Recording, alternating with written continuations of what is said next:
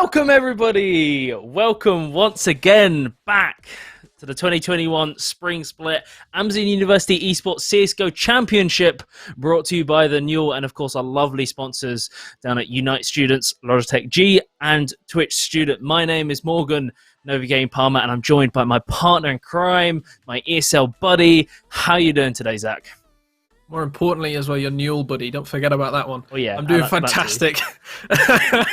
Yeah, lovely to be here with you, Morgan. And of course, we've got some great matchups coming up today, or rather one matchup, a best-of-3 series. But before we get into that, we should probably look at where we've been and how we got here. So, of course, we had the group stage originally. We had teams finishing in first down to 8th. Those top 8 teams all qualifying, going into that best-of-1 first of all. The half-natty head tappers beating BU and a half men, pretty expected at that point. Derby Gods thrashing the Oxford Brooks Vipers, well, 16-14, a bit closer than a thrash. UWE Sea Stags taking on back 6, 16-10, and then Bathe losing out to Swansea Storm. It means all the teams that lost went into that lower bracket in the double elimination, and so didn't quite have the same chances that the top teams did.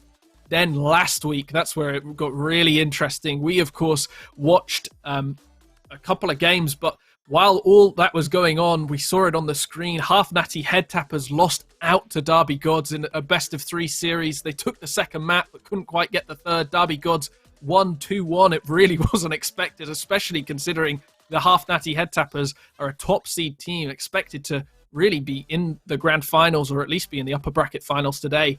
And then Swansea Storm White beat the UWE Sea Stags out 2-0. That's the team, Sea Stags, that won the winter season, so really not expected. And so Derby are taking on Swansea Storm today in a best-of-3 upper bracket final to see who gets that grand final spot.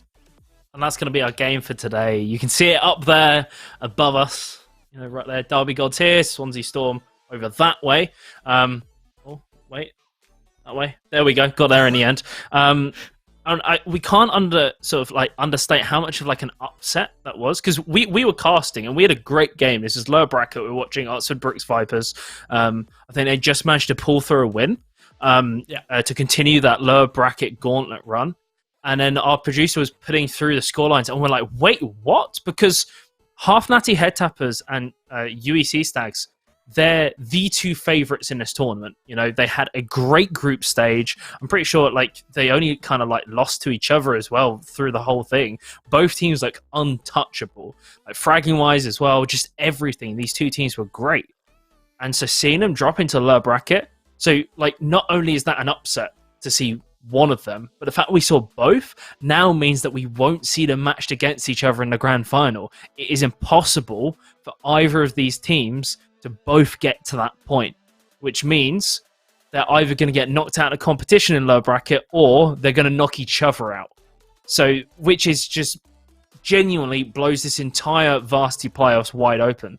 And now we're going to see if Swansea Storm White or Derby Gods are going to be the team challenging either them or the other lower bracket sides in that grand final. It's going to be super exciting. Absolutely. I think if we'd looked at it like football back in that Leicester title-winning season, both of these teams going down would have had those same odds. It was crazy to see it on the screen, especially seeing the Sea Stags. I mean, they lost in 2 maps. I can see it on my notes here. They lost both maps 16-13. So very, very a real shock, upset victory. Of course, Swansea Storm showed that they're competent. They played them on Dust 2 and Nuke, a side that are very impressive on Nuke. They've shown incredible skill so far. I was looking through their prior games that they played actually against Derby Gods coming into this one and seeing what they've done in the group stages at this point. And they have played before. They played on Nuke. Swansea Storm thrashed Derby Gods, in all honesty. It was a 16-5 whipping. So I imagine that's going to be one that gets banned out early on. Yeah. I know it's a bit early to be talking about vetoes, but I don't imagine Derby Gods are going to be looking at that one for this best-of-3 at all. Well, let's have a sort of little talk about the lineups of both of these squads. Sometimes these teams have been swapping in and out players. This is who we should see in theory. Swansea Storm White. They have Aerostratus, Hazard, Wacky Zip, Vornes, and Merlin. 2 players I want to highlight. Actually, I could highlight 3. Actually, definitely Aerostratus, insane clutch player. Merlin as well, being very, very strong, but the star player in the squad with I think he's second on the leaderboard for kills this season is Hazza. He's certainly a player to look out for. But then again, Derby Gods is, they're not going to be pushovers, especially with the fact that they've already sent down one of the top seeds to lower bracket. They have Orcs, Fuli, Fate or Faye, Zay, and Finch. Now, on this roster, again, there's a little bit of disparity. Both these teams are quite even in forms of the firepower and support network that they have is in different places. It's not an even spread. And so for here, the player really to look out for is Orcs. Like, 1.3 KD, he's plus 46 kills to deaths, 81.62 average ADR going into playoffs. I think higher, actually, if I'm looking at the stats. He is the highest ADR of any of these two teams going into playoffs. So certainly a good player and one to keep their eye out on. And he's really going to be like sort of instrumental if Derby are going to pull through. Because I would say I think Swansea has a little bit of the edge going in. They're the easier path through. They won 2-0 in the previous round. Derby had it was a 2-1 slug match. Two of the games went 16-13 as well. So I would say Swansea are a little bit of favourites. But definitely Orcs, player to keep your eyes out for. I mean, you say that Swansea are the favourites, but if you look at the group stage, Swansea actually finished lower than Derby. They finished in 6th place, separated by 1 win only. So the only difference was actually that Swansea had 1 less win than Derby, but that's still 2 places below. So it could be something where Derby look a little bit better. And there, look, we've got the standings up on the screen. That's fantastic. I didn't know we had those. You can see Derby Gods finish 4th, Swansea Storm down in 6th. Those points indicate the number of wins as well. So Half Natty, Head Tappers, and UWE Sea Stags tied for 1st place, of course, on head-to-heads. Half Natty, Head Tappers, 1 out there. But we're looking at this 4th and 6th place, and that was just the 1 game, even though Derby Gods did lose to Swansea Storm just because Swansea couldn't convert a number of the games that they played. They finished lower. Doesn't matter. They both finished top 8. They're both in these upper bracket finals, so I doubt either of them will care too much anymore. And one of them will be going to the grand finals with a 1-0 best of 5 advantage next week. I'm like you said, this can go either way. I think I'm just looking at their stats from last week's games because, of course, the stats we mentioned beforehand were for playoffs. Going into, of course, sorry, for the group stage, going into playoffs, that's where everything changes. Is when you get the best of 3 format as well, and suddenly you might be forced to play on a map you're not comfortable on, you don't know the positions, and etc. This is where the team's map was really stressed. And the 2 players I highlighted for either side, Hazza and Orcs. Hazza averaged a 24 kills per map. And I think Orcs, roughly, I'm trying to do the math in my head, about the same level playing field. So when I say that these teams are like pretty damn equal, it's even statistically as well from last round. The maps, though, is where, like you said, best of 3. This is the important thing. Derby got smashed on Nuke. Are they gonna let that one through the map pool? Even though they do play it, they actually beat Half Natty Head Tappers on it last week. Both these teams have a lot of crossover in their map pool as well. It's going to be super interesting to see what we end up on.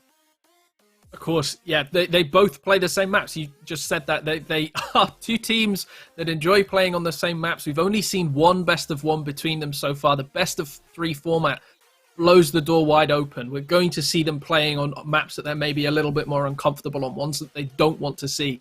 It becomes a bit more of a gambit as well when teams decide that they aren't going to ban out Vertigo early on because they think the other team is going to ban it. And then, what do you know, Vertigo ends up being picked by surprise. These teams have prepped on it. You can always see Derby Gods after that best of 1 loss, knowing coming into this that they're going to play against Swansea in the future. They might say, well, let's choose a strange map. Let's look at playing a map that other teams don't want to take. A map we've seen banned a lot is actually Dust 2 in this competition. It's hardly been played in the group stage. I can't speak exactly about it in the playoffs so far, but it was hardly played. The same goes for Vertigo, of course. So it's something that maybe these teams prep because they know no one likes to play it. Everybody's banning it out, and they know in a best of 3 that you can't ban every single map that you want to. Yeah, it's you've got to. It's almost a guarantee, pretty much, just the way it works. 'Cause it's ban, pick. That each team is going to get a map that they're comfortable on. In theory, they should have a map that is their map. And when there's crossover between teams, they've really got to strategize because, oh yeah, Nuke's our favorite map, but is it theirs? You know, and so you've got to make the question point: is there like a secondary or tertiary map that you're confident on, which isn't in their pool, and they're not likely to ban it out? Like there's so much theory crafting which goes through into the pick ban stage, and when there is also things that you perma ban, that also works against you. That hinders you in that ban phase because you can't ban out the opponent's best map. A classic example of this is if cast your minds back to the London Face It Major, the final Na'Vi versus Astralis. Na'Vi cannot play Cash when Cash was in the map pool. They could not play it. They never played it. They always banned it first. So in a best of three, the major final, Astralis knows exactly what Na'Vi is going to do through the map pick ban phase. So they can force Na'Vi to ban Cash. Then what Astralis can do is then ban their tertiary map, their secondary map, and it forces Na'Vi to then pick their tertiary in that first rotation, and that severely hinders you so badly. And so just being able to at least be competent on every single map and being comfortable, this is very difficult to do. But like you look at Astralis and they can play everything, and there's a reason why they're always confident going into multiple game series. Yes, this is talking about the pro level. This is university. It's, you know, people have other commitments and other time things. But I feel like the scene is slowly moving away from the days of only playing Inferno, Mirage, and Cash, or Inferno, Mirage, Dust 2. We're starting to see more maps come out in the pool. Train, especially, seems to be this middle ground map. Nuke is emerging more. Vertigo, maybe, when teams specialize in it. So, yeah, it's going to be super interesting. Like, I genuinely cannot wait for this game. It's going to be a ripper. And, of course, let's just touch on the stakes here. Whoever wins gets a spot in the grand final. They're guaranteed first or second. You know, and then whoever loses, well, they're going to have to make their way back through the lower bracket gauntlet and get back through into the grand final for a rematch. So there is big stakes at this point. Usually in the upper bracket, we talk about, oh yeah, you get a second chance. But here, it's not about having a second chance. It's about securing that spot in the grand final. That's going to be so, so important to these players. And even if they do lose this one and get to that grand final anyway through the lower bracket, they have a disadvantage. They go down by 1-0. So there is a lot to play for in this one, especially because the quality of the opposition that's been pushed down into that lower bracket. But I'm hearing in my ear that we are going to go into vetoes. We don't have to speculate anymore. We get to look exactly what the teams are banning out and exactly what Swansea Storm are getting rid of themselves. So first of all, Train disappearing. That's a map that I think we've seen actually quite a lot in the group stage. We cast it a couple of times, I think. One that teams did enjoy playing. Derby Gods actually letting Swansea Storm potentially pick Nuke as well by banning out Overpass. That's an interesting one. There we go. Really, and they do pick Nuke. They know that they can play it. Yeah, that's a really smart pick by the Swansea Storm. I don't think Derby Gods should have really let that one slip through, if I'm being honest, even if they are uncomfortable on Overpass. But then again, they get the opportunity to start that CT side. And then we're seeing Vertigo picked up, a map we said that if because it's like the newest to the pool, a lot of teams just ban it out and they just don't choose to play it or learn it. You know, like I said before, you're either forced to ban it first rotation or run the risk of your opponent picking a map that you have no idea on how to play. Then we're going to see Mirage banned out, and what's left? Inferno is still up. I always go blank on this last map. What's the last map? Dust 2. Dust 2. Dust 2. That's it. I always lose it on that last 7th one. There we go. Inferno banned out, and Dust 2. Okay, interesting. Mirage and Inferno, the two generally most comfortable maps for teams, removed in the second phase of the ban. Those were open for them to pick at any point. So, I genuinely like what I see. I'm quite happy with that one. Yeah, fun ones to cast as well. I think that's the best part about it. But of course, the picks coming out from Derby Gods, the Vertigo pick, I spoke about that before we even started looking at the bans. I look very smart now. But it's the kind of thing where I see Swansea Storm picking CT. It's a bit 50-50 on that one. At this level, I tend to find that it's kind of T-sided, I would say, more than anything. Just because of the unexpected factor of playing into different places. We actually, I think, saw Derby Gods play on Vertigo before, and they struggled a little bit. I can't remember exactly who that was against. It was in the group stage, if you remember, Novi. And I think they lost out in the end, something like 16-10. So definitely been working on it in the background for sure. And yeah, I mean, we'll see how this goes. Of course, Oxford Brookes Vipers versus BU and a Half Men last week. They took each other's maps. It wasn't as expected. They did swap maps, and then Oxford Brookes Vipers with the comeback to take it 2-1 and win the series in that lower bracket and continue in the competition. So ultimately, we could see the maps still being traded out at in the University League. It's happened. It happens a lot. So it should be fun, honestly. It should be fun. I see the way in which the map pick ban has gone. I could well see it going 3 games. Although Swansea, Nuke were very, very confident and have spanked Derby before on Nuke. The fact that Derby can guarantee themselves the CT side quite early on, like literally at the start, and it's a map that they're comfortable with and they won on last week, I'd say that's a reasonable gamble. Genuinely, we were talking about whether they should ban it out or not. The fact that they let Swansea pick it and then they get the favourable side is actually pretty smart, and then they get to pick a map that they're quite confident on Vertigo. So, interesting. The more I think about it, the less I like this Dust 2 pick at the end. I don't know how these teams are on this map. I think it was Swansea actually played it last week as well. Yeah, they did against Sea Stags, yeah. Yeah, they played against UC Stags. So I would have genuinely preferred Mirage or Inferno, a more middle ground map. Dust 2 is... It sort of gets thrown into that puggy group because, yes, it is long-range angles, a single AK headshot, and your head's gone. Like, it rewards mechanical prowess. However, a lot of people have that attitude and then don't sufficiently learn the nuances of all the smokes, the Molotovs, the HE grenades, the setups for the executes. And then what you often see is teams who just assume that they can go and frag out, like you can do on Inferno and Mirage, where it's quite intuitive with how the map should be played. With Dust 2, it's not like that. It's not as intuitive. And you just see them get completely stalled out and they have no idea what they're doing. And it ends up being quite lackluster. So I would have personally liked to see Mirage, I think, or Inferno, either of those maps. I think it would be a more, just for the sake of entertainment, I think it would be a better game. But then again, I don't know how these two teams have paired up for Dust 2. I just think the fact that Swansea has played it last week, if I'm Derby, I'd just get rid of it. They've really won on it once. Let's remove it and try our luck at Mirage or Inferno. But I'm not them. They might have a trick up their sleeve. Who knows? And Derby did lose on Mirage last week, so maybe that's playing into their minds a little bit as well. But, I mean, Swansea Storm, they played Dust 2 last week. They played against, Crit and Magic, 2 players that we highlighted on UWC Stags. We talk about them all the time. They're on Team Zenex, and they play Dust 2 on that team. They are good on that map. So Swansea Storm clearly also very, very good on that map. So I reckon if it does go to all 3 maps, having not watched the game last week, that Swansea Storm game, of course, we were casting the Oxford Brookes Vipers game, but I know that Swansea Storm have the capability to win on it. And I think Derby Gods, if it does get to that 3rd map, if it does go 1-1, they're definitely going to struggle. I think if Derby doesn't win 2-0, I think they'll lose 2-1.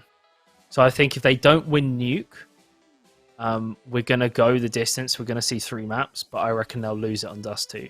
If they can win Nuke, and the fact that they picked Vertigo, a sort of outside curveball kind of map pick, I could well see them walking away with this 2-0. I think it's kind of an all or nothing strategy. But then again, we don't know. We're hypothesizing. Derby could be very confident on Dust 2. They could have a really solid understanding of how the map's played, and we could see a real interesting game. We can only look at the statistics we've got, and going by experience, we know that Swansea is good. So it's not good. That's how I predict it. I think 2-0 for Derby if they win Nuke. Otherwise, it'll be a 2-1 for Swansea overall.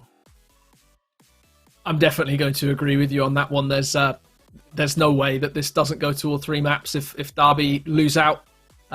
Yeah, I honestly, I genuinely see it as a 2-0 in favour of Swansea Storm, actually. You know what? I take it back. I can see Swansea Storm winning on Vertigo and Nuke. The performance that we've seen Derby Goods have in the past on Vertigo wasn't spectacular. It was quite messy and a little bit frantic. I think Swansea Storm can definitely take advantage of that. And we've seen them play Nuke before. It was a Swansea Storm wipeout. It was really a destruction. Derby Goods stood no chance. I think less than 8 rounds. I say this all the time, but less than 8 rounds in a game, and there was almost no point showing up. It was such a blowout victory for the other side. So I can see Swansea Storm taking this one straight away and advancing into that best of 5 finals. I know for audience members at home, it might be quite frustrating hearing the casters literally go, well, either team can 2-0 and either team can win 2-1. But that's just genuine. Like, statistically, these teams, firepower-wise, even matchup. Map pool-wise, pretty even matchup. They've both had upsets last round. Yes, Derby had 1 extra game. They lost 1, but still, great achievement. And like we said, you can make an argument either way on any of these maps. Vertigo, Derby picked it, so they must be confident on it. However, last time we saw them, it was a lackluster performance. 50-50. Nuke, they got smashed by Swansea last time they played it. However, they start CT side. So that's going for them. And then Dust too. We've seen Swansea play it really well. This question mark around Derby? I'm surprised. If they really hated it and couldn't play it, they would have just banned it out. So there are so many question marks and so much little bits of information from the journey we've had through group stage and the early stage of Varsity playoffs that, yeah, I get it might be frustrating, but genuinely for us, I think like we said, we can call it either way. I think what we see on Nuke is going to be really indicative of how the rest of the series is going to go. I'd even argue that Nuke, the entire series, will be won or lost in that first map. Yeah, I think if Derby Gods make a strong showing, they get 14 rounds or take it to overtime, say, and they lose, then maybe we'll see all 3 and Derby Gods could win on the second map. Of course, it is their pick. But if Swansea Storm slaughter them like we saw in the past, if we get something like that group stage game again, then Derby Gods probably won't show up on Vertigo. It probably won't go to that third map. We probably won't see anything more. But, this is all speculation at the end of the day. They could completely surprise me, come out and win 16-0 on the first 2 maps and blow everything out of the water. But watching this, it's definitely a tactical play to pick Nuke and Vertigo. They're tactical maps. There needs to be structure, and so they must have been working on something in the background. It was so long ago since we last saw them play on Vertigo. It was so long ago when we saw them play Nuke on stream. So it's the kind of thing that they must have been working on. They must have been sitting behind the scenes and getting something done. Otherwise, obviously, they wouldn't pick it.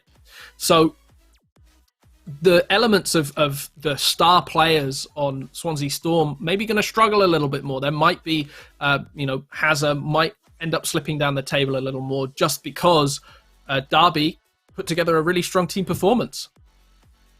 The other thing we've got to consider, because apologies for the delay, but one of the players is having a couple of issues getting to the game, is purely about that execution, not even a strategy element, just the execution. How are the players feeling? What's their mentality? It doesn't matter what level you play at. It doesn't matter how good you are mechanically or how big a brain you have. If you don't perform on a day, it counts for absolutely nothing. So going in and ensuring you're in the right mind space and attitude, it's same thing. Genuinely, same thing with casting. Like both of us hype each other up beforehand. We get in that headspace, and players should be doing the same. And so the fact that, like for instance, now there's currently a player having tech issues to get into the game, that little bit of time when the anxiety is creeping up on these players and they're starting to feel that pressure, the waiting is always the worst part. And so, we've casted a lot of games this last couple of weeks, and we've seen it time and time again of, especially in the first game in the series, such a slow start from teams where they get really nervy, they get really anxious. And as soon as they start hitting shots, it's fine. It's like they've turned their monitors on and plugged in their headphones. But it takes time for them to get to that point. And so all these little nuances and things like, the game not necessarily starting on time, or technical pauses, or I don't know, some setting not being entirely right can throw a player off. And that can impact the execution and the performance element, because strategy goes out the window if there is no one behind that strategy to perform it and execute it. Yeah, I mean, some of these players, they come in, they've just DM'd for 30 minutes, an hour. Maybe they've done a scrim beforehand. Their aim is on point at that point. And then the player has technical issues. It's not something that the player can stop, obviously. But it means that aim, the firepower that they've been training up for the past hour or so has completely gone over, in that 10-minute gap. They really struggle. A lot of players, you see it often, especially with these technical pauses very early on. It means that players struggle to get into the games. And so it's interesting to see if there is a gap in quality, as we can see that, Hazard does do a very strong job, propelling the Swansea Storm side further up the table.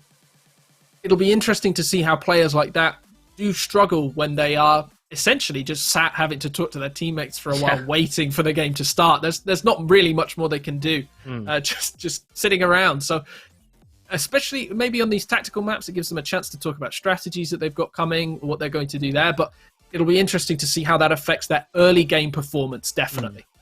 First few rounds are going to be really, really important. Let's just quickly have a look at our overall bracket once more. I know we looked at it at the start of the broadcast, but I just want to sort of go through. So Derby Gods and Swansea Storm White, if they lose, or if either of these teams lose here, they then drop down into that losers bracket. And that is...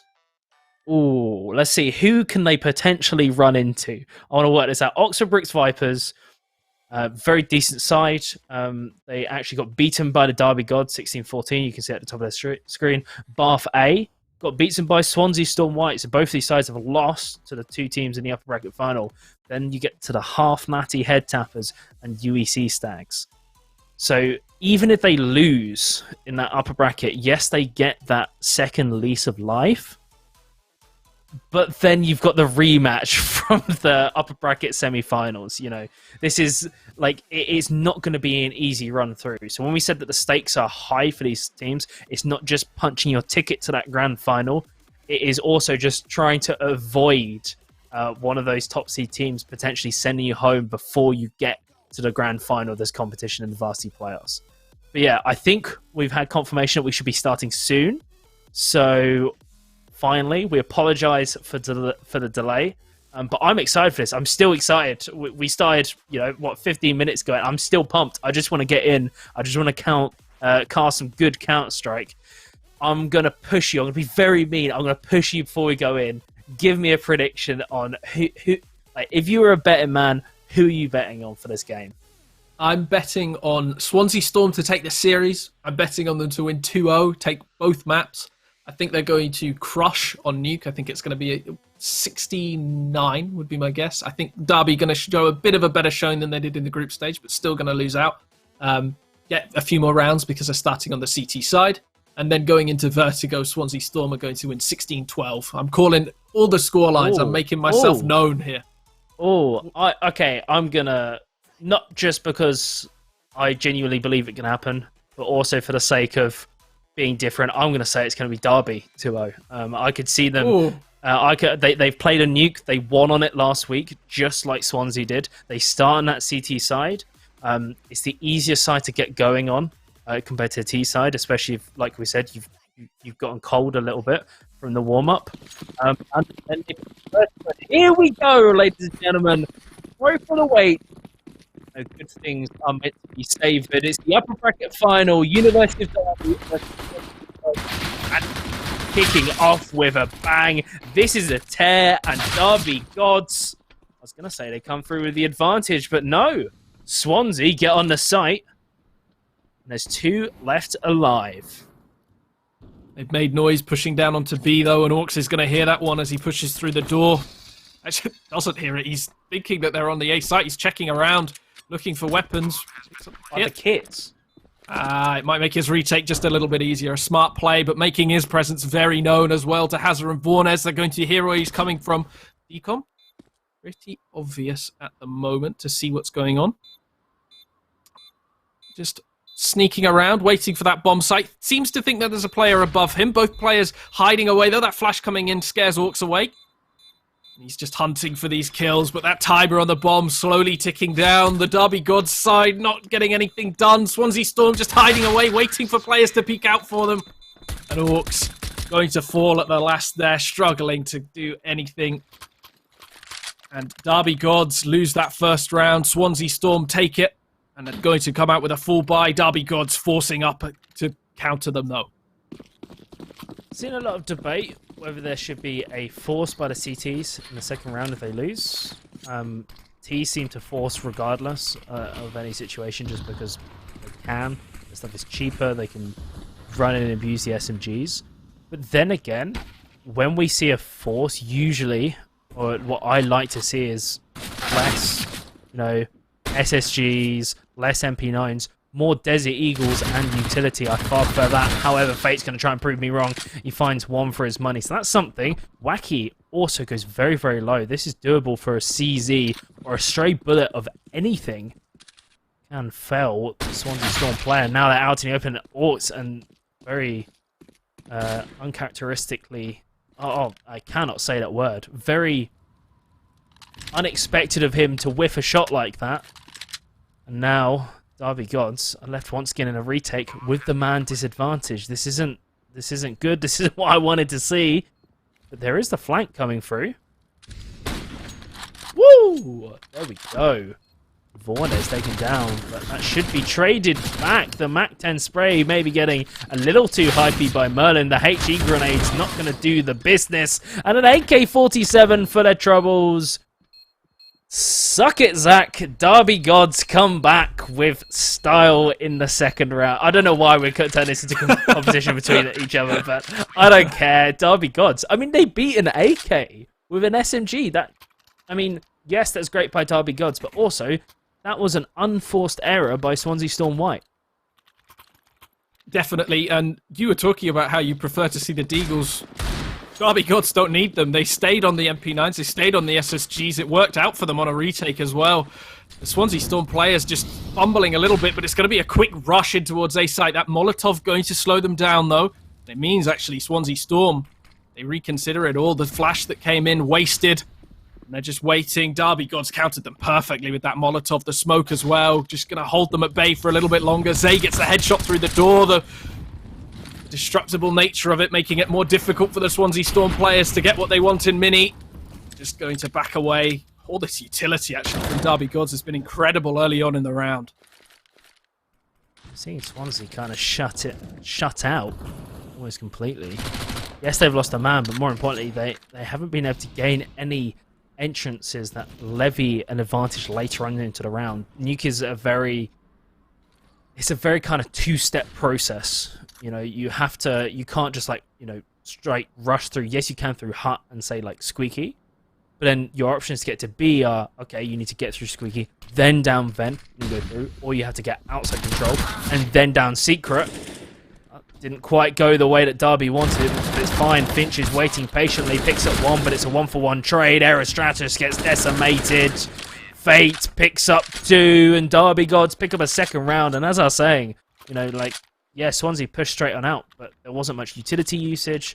If you're going to push straight out, you need the flashbangs, you need the Molotov setups, you need the smokes. Otherwise, you're going to be brute forcing angels, and that will always favour the CTs purely because the severe off angles, like a Mustang, on top of the hut, behind a vent, on rafters. There are so many angles you have to play around with. Without utility, it's almost harder than any other map in the entire competitive pool. Orcs finds a double kill, maybe even a triple, and he actually forces the T-side player to back off from Silo. The T's probably not looking for anything more than just a couple of kills in this round, more than the round win. Of course, all of them just on pistols, no one any armor whatsoever. Orcs farming them outside at the moment as well. Gets the headshot there, maybe going to get the ace, actually gets all 5 in that round. It is, of of course, an eco, but padding the stats nicely. Gets first 5 kills of the game, actually, in that round. So, going to be feeling pretty happy. Also gets to pick up the AUE, which is his favored weapon. Of course, something that he's done very well with so far in the game, and it's going to dissuade Swansea Storm from going outside, especially with that rather more limited utility. It's not quite in the great category, still only good, especially with the way that they've been using it early on in the rounds. They have been struggling a little bit to save it until the last, and Orcs getting that kill on outside as well. Wacky Zip showing that maybe he shouldn't be pushing outside. Hazard going to push his look a little bit more, though, looking over the smoke, hoping Orcs is playing in a bit of a rubbish angle, but Orcs playing smartly around these smokes and definitely biding his time, waiting for the peak to come through. He gives away a little bit of his shoulder, though, and now he's in no man's land. No players near him to help him out. He's going to have to slowly shift away as Hazard playing it a bit more safe. There's a player in secret. That could prove troublesome. The Swansea Storm side. But honestly, I've been very impressed by the CT hold. It's been very sort of secure. Really, it's not down a 1-for-1. That is the only issue potential issue I see for the Derby side, is the fact that a lot of the time they're only trading a 1-for-1. They're not able to pull through multi-kills. I say that just as Zay gets a double kill, so ignore everything I'm saying. But at least, like, early on in those mid-round calls, it feels like Derby trades 1-for-1 without having a teammate to back up on them. And that worries me, because if Swansea can identify the players who are playing in those sort of solo positions, suddenly that's a big weakness on the defense, and that can be exploited. We're actually seeing a double AUE coming up from Derby. It's a little bit surprising. I know that you highlighted this before. It's just a very surprising play, and Orcs now going to be confronted by a number of players pushing in all at the same time, managing to take them down, though. They're all walking into him one by one. Shouldn't be getting 3 kills. Derby Gods, Swansea Storm, they get it finally, but he shouldn't be allowed to get 3, just swinging into him one by one, letting him cock the gun back. Derby Gods ready for the player to be in heaven as well. Gives away his head. Zay very ready for that push to come in. The nades alerting the player to the presence, but Swansea Storm hoping to do better in that round. It's a very disappointing play against Orcs specifically there. I mean, disappointed, but it was an eco. I mean, for all intents and purposes, it was impressive by both Orcs and at least Swansea to be able to get 2 kills. Orcs is on an absolute tear. Like you said, he had no kills until he got an entire ace and eco, and now he's just picking them apart one by one. This AUE in his hands is brutal. And Swansea lose 2 players for absolutely nothing. Only Fate being tanked just a little bit out. But, oh, Finch just loses out. Zay and Fuli, though, trade one back, and Aristratus is left. The AWP and looking a little bit lost, not able to quick scope. There we go. Derby pick up a 6th round, and of course, yes, CT-sided, but just the difference in scoreline, 6-1 already, and the fact that Swansea's struggling to string together any rounds apart from that pistol round. Maybe this is a worrying side for the Swansea Storm side. Yeah, 6-1. It's a bit of a struggle. Of course, player just disconnected from the server. We're seeing a technical pause coming out from Swansea Storm just because they do only have 4 men. 6-1 down, though. They probably need this break. That early, I mean, just for early rounds, 7 rounds in, 8 round now, it's not going to be good for them. It's not looking good at all. The CT side proving invaluable for the Derby Gods, and looks like I was completely wrong with my prediction that Swansea Storm would win this map. At the moment, of course, it can all change. There's momentum, of course, might switch at some point. Swansea Storm may have an incredible CT side. Their T side can still go well enough that they win the half, but it's definitely not how they wanted to start. The pause coming through. I think this is a technical pause. You can see that there's only 4 players for the Swansea Storm side in. So who was it that left? It was Hazard, Merlin, Wacky, Vornes. Oh, I always forget that last player. It always slips my mind. Swansea's away. Merlin has an Aerostratus. Aerostratus. Yes. The one who's left the server. One of genuinely, if Hazard is the star player, the secondary like star player on that leaderboard would be Aerostratus. You know, he is so clutch in so many situations. It's beyond belief sometimes. But Derby Gods are just feeling it. I say Derby Gods, but Orcs is feeling it. He is certainly feeling it. But then again, the rest of the side is also stepping up. Look at the disparity in kills between these two sides. You know, what? Fate is positive 4-3. Zay has 8-4. Finch is positive 4-4. Fooly 5-2. And then Orcs leading the way 11-3. Every single player, you know, winning more duels than they're losing. This is slightly worrying for Swansea. But at least as we jump back into this, we can start to see... I mean, I was about to say it's worrying. Hopefully we'll see something, you know, sort of stepping the level up and elevating. But there's an LMG on the board. Oh my word, there is the Negev. Not a weapon that you see all that often. Its usability, of course, was buffed a while ago, but it's not very good. Doesn't matter for Swansea Storm there. They've carved the site open a little bit. Fate dropping down to 8 HP with a drop there and the Molotov to back him away. Might actually prove pretty costly for Derby Gods that he did fall over. And that Negev doing a little bit of work, spraying through the smoke. It doesn't matter. All the players for Derby Gods are coming in through heaven, or most of them. Fate actually falls to his death there. Not what you would expect. The players on the Swansea Storm side just watching in towards heaven. The Negev not going to work out for them. Vornes just holding, but loses his head to F1. Derby Gods take a 7th. Disappointing for the Swansea Storm side. They took the site so easily, and the Negev maybe showing that they aren't really in this one to win. It seems a very strange choice to pick it up. I'm not exactly sure what the point of that was. It seems maybe a bit of a joke from the players. Timeout called. Whose timeout is this? I think that's the Swansea Storm side.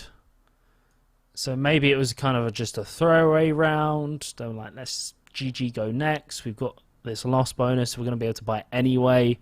Let's play it out, use a timeout, have a chat about what's going on. And we should be seeing the first full gun round in quite a while where we should see equal firepower on either side. Still not the greatest utility regardless of what the T's do buy. You can see it's gone to the good level, quote unquote. No HE grenades, which is interesting. And here's where we have to see the execute. It looks like they're going for an outside play with the smokes. Whether they put pressure there is a completely different matter. Aerostratus is going to sort of pop flash his way up that silo, but Orcs and Zay, this dynamic duo waiting. Zay a little slow on the trigger there. Orcs, though, he does not miss. Merlin picks up Fate, though, and ooh, that was where close. was that? Merlin, he sort of pushed all the way in, and Orcs, doesn't matter. It doesn't matter how proactive Swansea Storm is being. If Orcs is left unchecked, he will dismantle your side. It doesn't matter how many players you beat. He's just being this terror to deal with. There's another one. This is incredible. This is just... There's no answer for... I don't know what to say. There's no analysis. Like, the entirety of the Derby God side is doing well, but Orcs is just uncontested. Like, for the closest they got to the closest they've got to killing him and beating Derby Gods was in an eco, and it took 3 of their lives just to get the AWP out of his hands. I don't really know what to say. Swansea Storm, they go outside, they die. They go in towards A, they get mollied off, then they die. They've tried, not really gone down towards ramp. I think they went 1 round, and they died. So there's not really much that they could do with the current system they're employing. They're going sort of as a death ball and hoping that the Derby Gods fall trapped to it, but they're playing well enough that they can just back away and give up little areas of the map slowly, and it doesn't really matter. Derby Gods can just retake it. They've shown the ability and the individual players. It looks like we're probably going to be seeing that ramp rush again. Probably not going to be pushing into hell this time. The AK going a little bit more aggressive. Will be calling out to the rest of his team that this rush is coming in from the Swansea Storm, and it actually gets straight through to Fate, ready to be spraying them down from hell. Only gets the 2 kills though, maybe hoping for a little bit more. FW1 rips off 2 heads, and now it's all on Hazard, the star player we highlighted before the map for the Swansea Storm. Can he get anything done? Gets the first headshot, but Finch sprays him down. And Swansea Storm still only on that one round. They're going to need at least 4 more to make this even competitive at this point. Another match pause. I think this is another technical one. Otherwise, we'd see the graphic at the top of our screens. So something not sitting quite right. And this is something we discussed in the pre-show, actually, before we jumped into the game, is these tiny little issues. It could be something big, it could be lag, it could be FPS issues, but especially for FPS games like Counter-Strike, where it's a precision game, you know, you can't get... strategy can't compensate for the precision necessary to compete. Any bugs or errors or technical problems, it could genuinely be a thing about the desk height not being right. These small little things add up and they cause issues because these players need to be A, as comfortable as possible, and B, they need to work like a machine. Preferably no gaming socks. Yeah, preferably an edge shot machine if possible. But if you've got the AUE, you don't even need to hit the heads, to be honest. The AK-47 is not even working out. There we go. Zay getting a little too high fee. And that should be better for Swansea being able to pick that one out. But Finch not only finds the kill, he backs onto the vents, gets the second one, and he's got the bomb down as well. He's called for reinforcements. Fate's here. Merlin's going to try and step in, but there's a crossfire. He trades 1 for 1. And Derby Gods are in double digits. This is a complete blowout, even for CT side and Nuke. Yeah, I'm starting to feel like maybe we're going back in time a little bit, back to the days when Nuke was completely different. You had, of course, not the same level that you have now. It was very different before the map was reworked. So you'd see often an 11-4 or a 12-3 for the CT side. It'd be very normal, in fact, for that to happen. Teams would often win 16-2 or 16-3 just because they had the momentum shifting from CT to T side when they got that CT side pick. Zay just going to be challenged outside early on, gets the first spray down, actually gets the second, pulling out the USP, can't quite get that done, but Fuli helping out from behind. Hazard just spraying down with that deagle, gets the double dink, gets the double hit, in fact. 92 damage done, but of course it's not the full 100, and you rarely see the CT economy looking this strong. Look at them, Novi. 6,000 plus, 10,000 plus on a couple. Orcs has 16k. Orcs can't even buy. There's nothing left for him to buy. Maybe he dropped some pistols, but it doesn't even matter at this point. They have so much money. They have enough money for every single remaining round, which means Swansea is going to be walking into full gun rounds every single round of the way. We could genuinely see a 14-1 half if Swansea's not able to pick up this round. Look at the, you know, on the complete opposite side, look at the other hand that Swansea's left to deal with. Look at the cash left with them. There's nothing.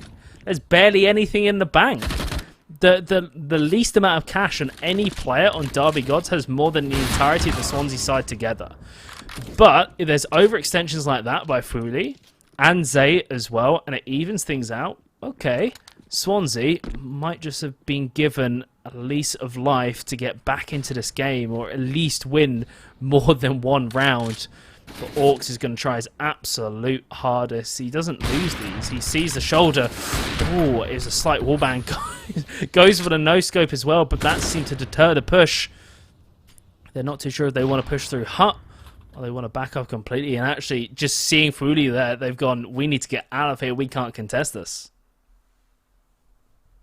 And the thing is, at the moment, Derby Gods, except in this round, of course, where they've shown that more aggressive side, they've been pretty passive. They've given Swansea Storm all the map control they can get, and with the time that's left on the clock, only 20 seconds, Swansea Storm will be pushing in towards Heaven. I'll bring up that passive comment in the next round. Just right now, we're in a bit of a crunch zone as Finch, watching in towards Heaven, should be able to get them and spray them down. Aerostructus drops the bomb and all of that. The Orc coming in useful for Wacky Zip, though. He's probably going to get the bomb down. Orcs just hiding in towards Hut, pulls out the deagle, actually going to try and get the no-scope. Doesn't get away with it, though. Fate looking the wrong way. Oh, my word, Wacky Zip manages to win the round. Gets the second on the board, doubles it up. It's still not fantastic for Swansea Storm White. This half is not looking good by any means, but that is a huge round for them to win. Hey, look, it's huge because they've doubled the amount of rounds they had. You know, they're literally in a twice as good position as they were the round before. So Swansea, at this point, really, they've just got to think little victories, one foot in front of the other in what they need to do to claw it back. And they can still finish the half 11-4. You know, yes, it's not great, but it's not ridiculous. You know, it's not impossible by any means. 11-4 is okay, or well, subpar, but it's not terrible. Especially for T-side and Nuke. It's not... I mean, like you said, if this was Nuke of old, it'd be like, oh, you do it 11-2 down on T-side? It's fine. This is what we expect. Not so much anymore, but still, you know, even on 11-4 side, you know, that's perfectly usable. It looks like Fuli, the secondary AWPer, he is picked up by Aerostructure, but gets 2 before going down. Zay has been incredibly strong for the gods. And that flick by Orcs, he does everything. 18 kills to 4 deaths. Derby Gods are making a statement. This is Swansea's map pick.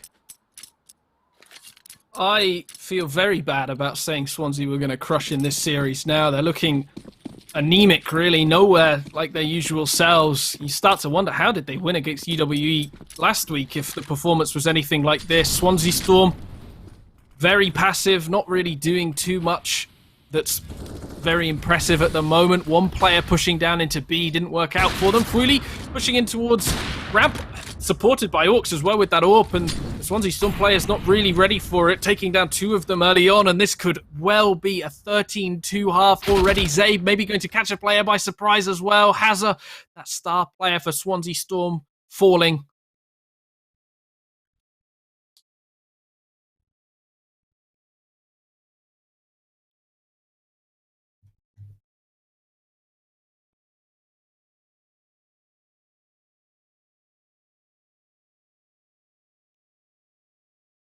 Sorry about that, guys. I don't know if you guys can still hear me, but it seems like we have lost the observer for this game, so we can't actually see how this round's gone. Sorry for going silent on that one. I didn't know if it was whether my internet had died or if it was something else, but we've lost our observer for the event. I'm just going to assume that Derby won that one 13-2 and that we are at half-time.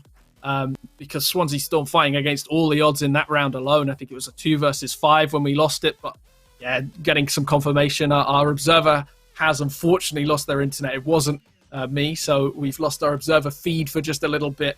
I'm sure the players will stand by in that second half and not go run away with anything, but you know, we know how that game's going at the moment anyway. Swansea Storm struggling really hard in that game. Let's be honest, it's an Orcs highlight reel. that's pretty much what that game was. Swansea was just there to make Orcs look good. That's pretty much it.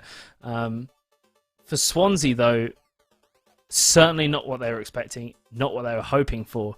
They can at least sort of, you know, I don't think I'd never really say to teams that you should just write it off. You know, CSGO is one of those games where it is winnable at any point. You can genuinely be 50-0 down and come back. Like, yes, it is 99% chance you'll lose. But that 1% is possible. It's not like other esports titles when you fall behind, it gets gradually worse and worse and worse. Each round is a single step that you need to take to pull your way through and grab your way through across that finish line.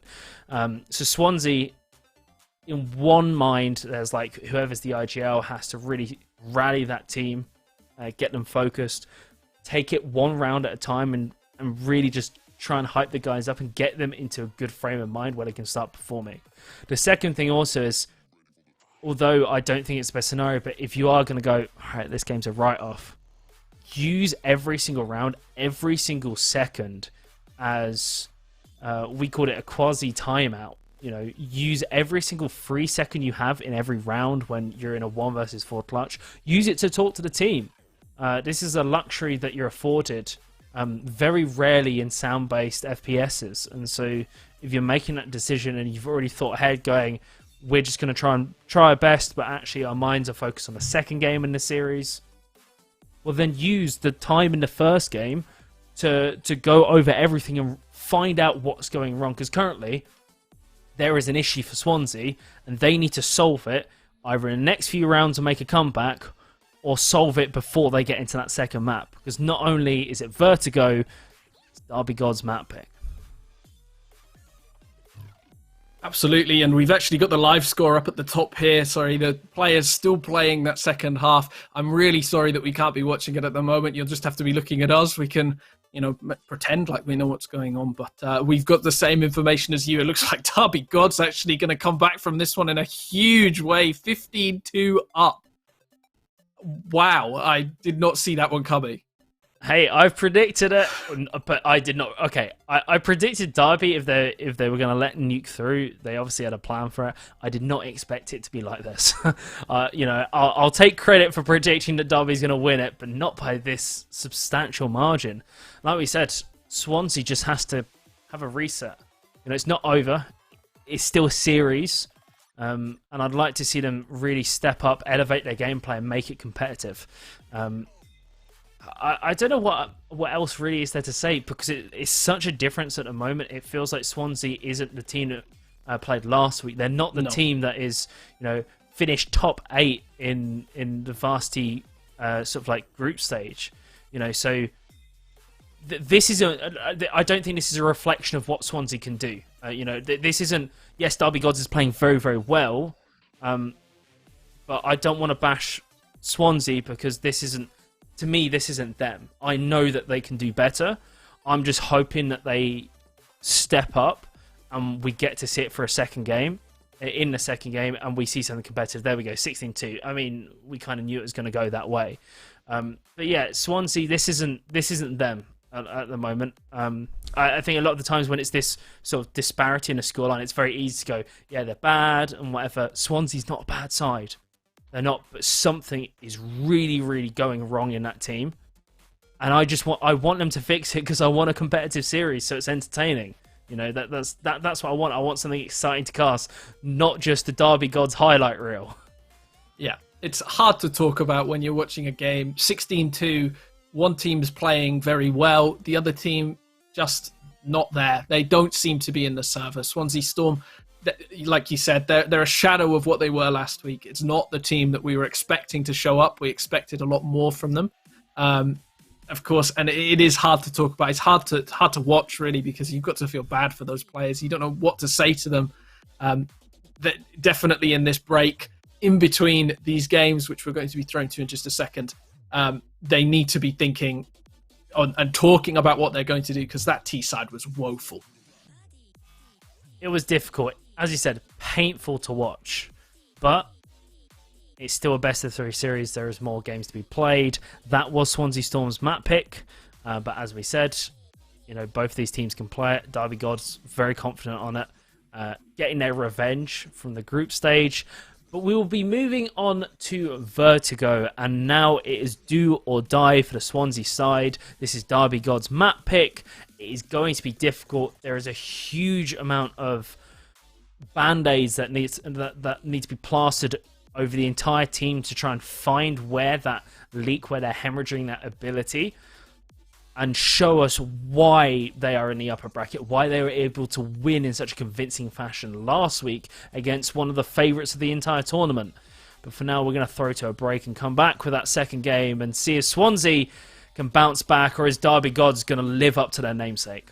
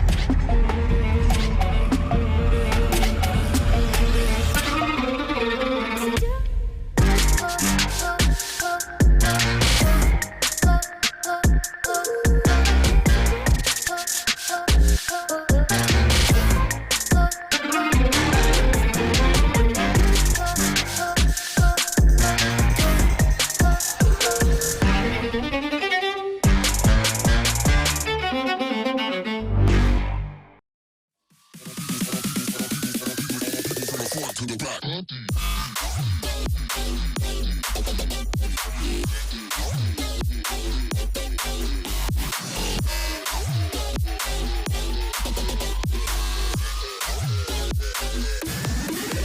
Party.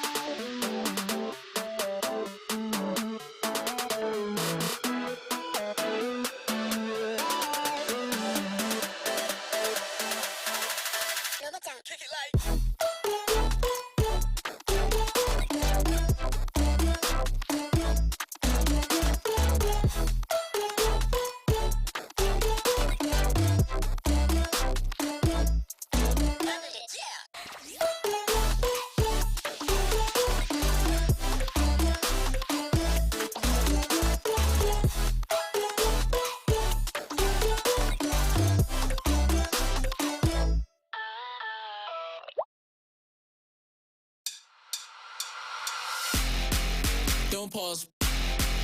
Press play. Don't pause. Press play. Don't pause. Press play. Don't pause. Don't pause. Press play. Press play. Press play. Press play. Press play. Press play. Press play. Press play.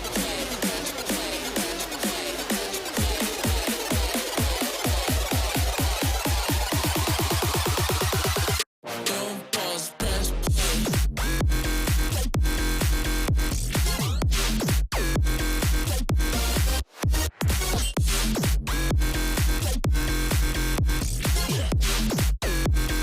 I wanna hear what you got to say. Press play.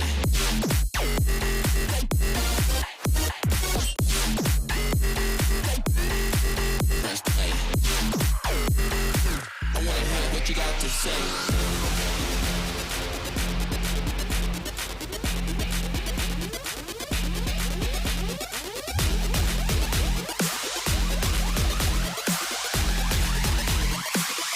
Don't pause, press play.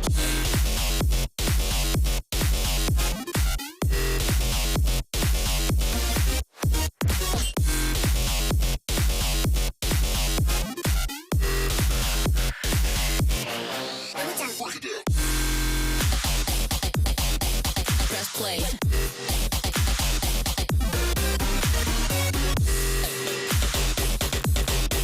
Press play.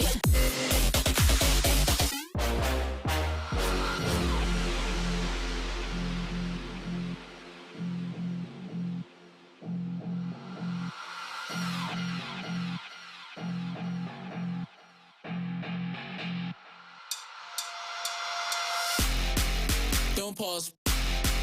Press play. Don't pause. Press play. Don't pause. Press play.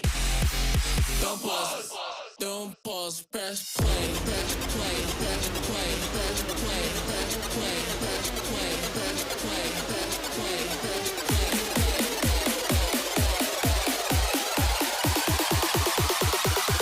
Don't pause. Press play. Welcome back, ladies and gentlemen.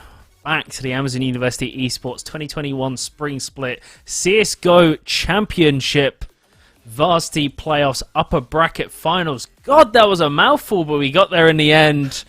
We are supported, of course, by the Newell and our wonderful partners, Unite Students, Twitch Student, and Logitech G. My name is Novken. I'm joined by Zach.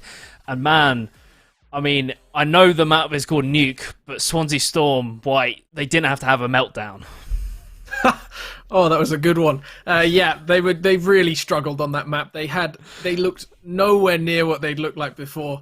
Derby Gods demolished them, and it was Swansea Storm's map pick, in fact. So now Derby Gods go into this one favourites in terms of the map pick. They go in favourites in terms of the series so far, and we get to watch them on the CT side as well. So, sorry, they should be on the T side rather. So, definitely, maybe a preferred side for them in all truth, and they are pushing into mid very early on, trying to take players down. They managed to get Merlin in towards mid and pushing in towards B. They're doing a little bit of a split play coming through. Fuli gets the kill on Hazard as well, and it's not going very well for Swansea Storm White early on in the map at all. They've already lost the B site.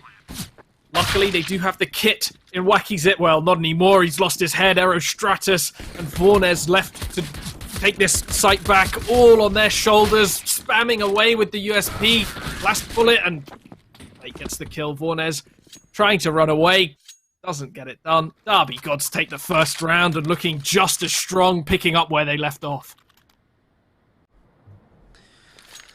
Derby Gods come in with style on their own map pick. Oh man, it's not the signs that we wanted to see from Swansea Storm White. We said that, last map was not a sufficient demonstration of their ability. That wasn't the Swansea Storm White that we know and love. I was essentially almost a different side.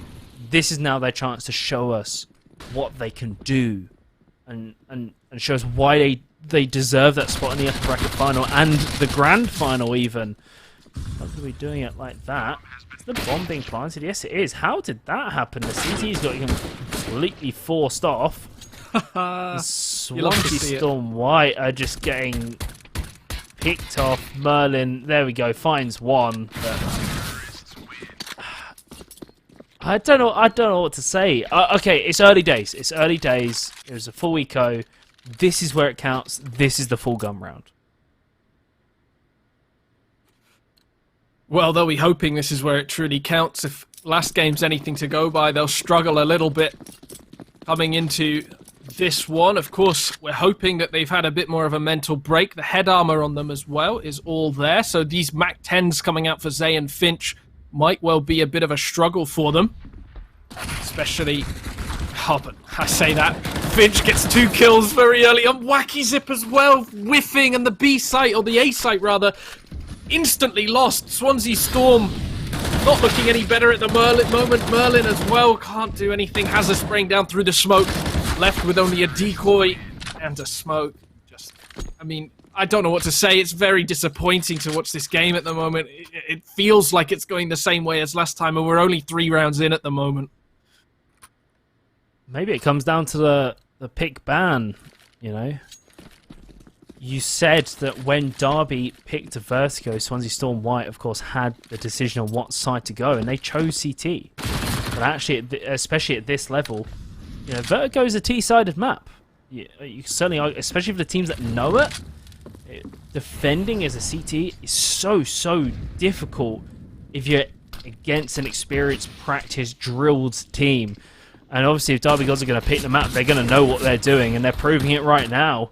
But that, okay, there we go, Vornes, finally a proactive play. That is what we want to see. I mean, Swansea Storm White completely blow this round apart. And suddenly, even with the severe firepower advantage they had going into this round, Derby Gods are on the back foot. And not only on the back foot, a 3-man advantage for the Storm side.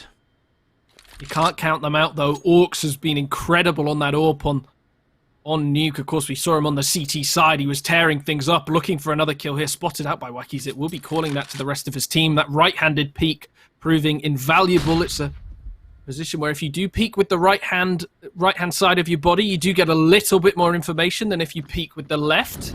Not exactly sure why that is, but it's been a thing in the game for a very long time now. Foodie. Maybe going to catch him out a little bit, going for the spam. Orcs gets the kill instead. Aerostratus going down as well, but Merlin trades it out very well. And now it's a 1 versus 3 for Fuli. Going to have to battle all against the odds to get this one done. Whiffing the spray a little bit, goes for the 1-tap. Merlin gets the kill. And Swansea Storm put their first round on the board. Maybe I spoke a little bit too soon that they were continuing how they were playing in the other game. The series blown wide open a little bit more as they win in their full eco and save 2 AKs and an AWP. Very good round for Swansea. They're now up to 3 rounds won this series. So if they get one more round, they've tied what they managed to do in the first map. But the fact that, you know, that was a far more convincing round, far more proactive play, you know, I'm just memeing there. They won that round in a convincing style. And if they can carry on that performance, it shows signs of life in this team. This is what we wanted to expect. Merlin, I think he has the second highest stats on the Swansea Storm side going into playoffs, and he's showing us why. That was a fantastic pickup, followed up by Aerostratus as well towards that ramp. And once again, Derby Gods have been shut out the round. I don't think that they were expecting Swansea Storm White to rally in the second map. I think they felt like they'd just roll over and die. But Swansea Storm White's not going to go out without a fight. This is maybe a little bit indicative of why I was so surprised by the Vertigo pick in the first place. I mean, I spoke about it pre-game, but Derby picking Vertigo, of course, it was a map that they struggled on in the group stage earlier in the tournament, so they've showed signs of improvement, definitely. Certainly more structured, more disciplined than they've been before. You can see it in the way that they're playing. Previously, when we saw them play, they definitely have been more aggressive here. They would have been taking the fight to Swansea Storm a little bit more. They wouldn't have been sitting so patiently. Fate going down through the smoke to Wacky Zip. Finch on very low HP as well. Maybe should be swapping the weaponry with Orcs at this point because it is such a struggle when you're on the AK. Maybe just going to be showing a hint of himself to Aerostratus as well, planting in just the wrong spot, not aware of quite how big his body is, and Orcs left with 20 seconds on the clock, a 1 versus 5. He shouldn't be winning this. There's no way. No way indeed. Potentially. 10 seconds down. There's no chance here. He has to back off, save that weaponry into the next round. He's going to be greeted by a CT player, but Orcs is just so damn good. But he whiffs that one. Hazza, his opposite number, the other star fragger, the key player to watch for the side of Swansea Storm White. This time he does not miss. This time he beats out Orcs. And already they've done just as well as they did on Nuke. But that, like, I mean, they got 2 rounds of Nuke, and it took them, what, like 18 rounds to get there. Swansea Storm White, this is a significantly better performance. This is just what we wanted to see. And it's the entire team stepping up that performance. Derby finally forced them to an eco, and it's easy pickings. There we go, padding the stats. And Swansea Storm White bring it to level pegging, 3-3. Already beating their rounds out in the last game. They look a lot less poor. Well, I mean, they look good in this game, I'd say. They look like they're worthy of being here all of a sudden. It's going to be hard fought, that's for sure. Derby Gods aren't going to make it easy on them. But finally, we're seeing the Swansea Storm that we signed up for when we came here today, when everybody started joining. The first kill of the round as well, going in Merlin's favour. Hazard trying to spray them down, gets traded out well by Zay, and Fooley gets a kill on the other side of the map. These trades falling in advantage of Derby Gods in the end. 2 for 2 is always going to benefit the T side. It means that the CTs are spread a little bit more thin, and they are going to have to retake the B site. But while that's happening, Derby Gods, they don't have the bomb towards here. They've just left it in towards the stairs. You're seeing on your map Orcs running to go and grab it. Might be going to be anyway. They will be trying to take that one back. But Swansea Storm, in the meantime, they're having doubts. They're backing away. They're going back towards A. And this bomb being dropped, it's really a mistake coming out from Derby Gods, but maybe it's going to end up being a tactical advantage. They're going to get the site for free. They're going to be able to plant the bomb. They'll get that extra $800 even if they lose the round. But more than likely, they're going to win it. Burning in the fire. Fooley gets the kill on the rotating player, though. Still, 2 players incredibly low. Vornes gets that kill. Both Vornes and Aerostratus both have kits coming into this retake. They both have smokes. They should be able to get it done. Orcs misses that first shot. A little bit uncharacteristic of him to whiff not just 1, but 2 shots. And now, Zay trying to back him up. Orcs does get the kill on Vornes. Zay's been spotted out. 1 versus 1. Just playing in and around that ramp and picks up the orb. Aerostratus, what a mistake. It's a clutch situation. You can't do that. That's really poor decision-making from Swansea Storm, ultimately costing them the round. Derby Gods won't care, though. They pull ahead. They're back in the lead, but of course, facing significant resistance unlike last game. He's going to go for an aggressive play, jumps up on top of Wood, but it's not enough. Fate just decimates in Merlin's left to try and recover this, and maybe this is a little too hyphy. If he's not able to get 2 here, this could prove troublesome for the Swansea side. That grenade might kill Finch. There we go, the Kobe. Zay replies in kind. Merlin's life comes to an end. The Wizard not surviving so much longer. Vornes. Here we go. The bomb's out in the open, and they can't really go for the plant just purely because the amount of angles that are currently being covered by the CTs. It is not safe to enter out into the open. Orcs is left in another clutch situation. 1 on 3. Didn't quite see the arms of Vornes, who takes his head off, domes him completely. And Swansea fight back 4-4. Derby forced onto an eco now as well. Maybe going to force up. Looking at Zay, he does pick up the P250 and half armor. His teammates following suit, kind of. I'm a little confused by that buy, honestly. Buying down to 1,000 means either they think they're going to win based off this equipment they don't think they need anymore, or they don't understand how the economy works for the T side. They will not be able to buy next round. There's absolutely no way with that amount of money, or at least if they do buy, they won't be getting nades out. It's a bit of a mistake if you ask me, of course. I'm not the one playing at the moment. The boost coming in. Orcs whiffing the shot though. Hazza knowing just how good he is. Merlin as well spraying them down. That's very impressive stuff by Merlin. He's having quite a good game at the moment. If you look at his stats, and it's all on Fate, just hovering, looking over that smoke, but Swansea Storm not quite going to give it to him, actually facing out against him, but the player going to swing him from the lower area. Vornes gets the headshot. And that's a nice round from Swansea Storm, especially considering how the map might be a little bit T-sided. The fact that, you know, after they lost the pistol round, since those first 3 rounds didn't go in their favor, they're winning 5-1 after that. So definitely had a good string of rounds. The AWP on Aerostratus as well, going to make them feel a lot more secure. And like I said, Derby Gods' buy, very poor coming into this one. Very, very shaky. Fully, Orcs, Finch, Zay, and Fate going to be storming in towards the site, up the ramp, but the fire damage and the utility is just brutal for Swansea Storm. Already finding that bonus. Here's the flashes, going to be popping out. The CTs can take fairly passive positions. The smoke is blooming. Merlin's going to swing round towards Ivy, but gets beaten by Orcs. That's a player that's going to be difficult to beat. Hot flash coming through. Sorry, no smoke, actually. Will cover their transition across the site, and they can start planting the bomb, but it's a 2-on-4, and it's just mopping up every single T-side player. Orcs is left in another clutch situation, and once again, the Swansea Storm rages. Lightning does not strike twice for Orcs, and Derby Gods fall behind even further on their own map pick. I would probably have liked to see Orcs try and save at that point. He only has 1 HP.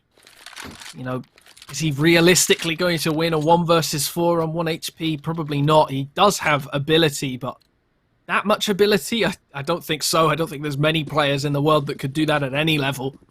So, probably should have just saved. He's still going to get the money from the bomb. It's not like saving when you just straight up lose the round. He would have still had the money into this one. He would have kept the armor, would have kept the AK, and been able to buy up a little bit more utility. Of course, only on a smoke and a flashbang coming into this, and on the other side of the map on B, Hazza catching Zay out. His pants down, that same push coming in as well on top of the wood, and Derby Gods, they don't know how to deal with it. Fate, though, gets the trade kill onto Vornes.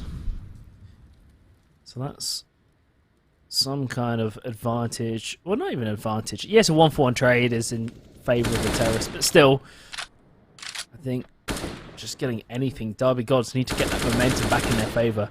Zay certainly having a quieter game than he had on Nuke. He's really struggling to get off the mark, 4-9, compared to the rest of the roster. And it's almost like his fragging prowess on Nuke has been gifted to the opposite side, Swansea Storm White. Hot flash for Wacky. And he just needs to hold this. He needs to waste as much time as possible from the T's trying to push him. Merlin around the mid position is going to start backing off. He's going to rotate off because the utility is coming towards coming towards the A site. But now this is given free reign for the T side to come on and drift towards the B site. Hazza gets caught out in the open with the reload, just not expecting anything. And the dual split, the fork-pronged approach works. Fighting on 2 flanks caused Swansea to split up. They lost their gunfights, got caught out, not knowing that mid was completely open. Derby exploited. That is a fantastic mid-round read. Very well played from the Derby Gods, showing why they shouldn't be counted out just yet. They've lost a few rounds in a row. It doesn't really matter to them. Orcs getting that first kill of the round as well on Merlin, a player that's been playing quite well so far. Definitely been up near the top of the leaderboard. Hazza and Wacky Zip trading, though, and Derby Gods 20 seconds into the round. A man down.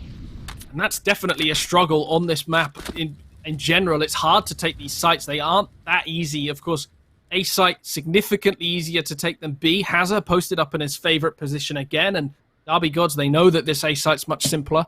So just going to push up the ramp, looking for any players hiding in positions that might be more normal, not playing any off angles, just looking pretty standard. Molotov's coming in, smoke's coming onto the site. The Swansea Storm players well aware at this point that that's what's happening. Hazza just waiting for a push in behind. It doesn't look like it's going to come at all at the moment. And maybe going to be greeted by a player on top of the ramp. Actually does get the kill on Fuli, who was trying to flank on the other side. But on the site, instead, Derby Gods in a 2 versus 4. The retake from Swansea Storm. Anything's possible when it's Derby Gods, especially with the players left alive. Finch and Fate shown a lot of skill so far, especially in that nuke game. But Finch not going to be able to get more than 1 as they start pushing into him. And Fate not even going to be able to get Aerostratus standing in the open there. Gets the kill. Swansea Storm stop Derby Gods in their tracks. Derby Gods maybe thinking that they were going to get away with that one after Orcs gets the kill. And the money on Swansea Storm is so good as well. Hazard on 10k going to be able to drop Merlin the weapon. And Derby Gods sort of on a strained buy in terms of the economy. It's not looking fantastic for them. But it is the T side, so they can always buy a little bit. It's the T side, it's the forcible position of the two. But when Hazard is hitting shots, like, genuinely on Nuke, he was a shadow of his former self. And this is his true form.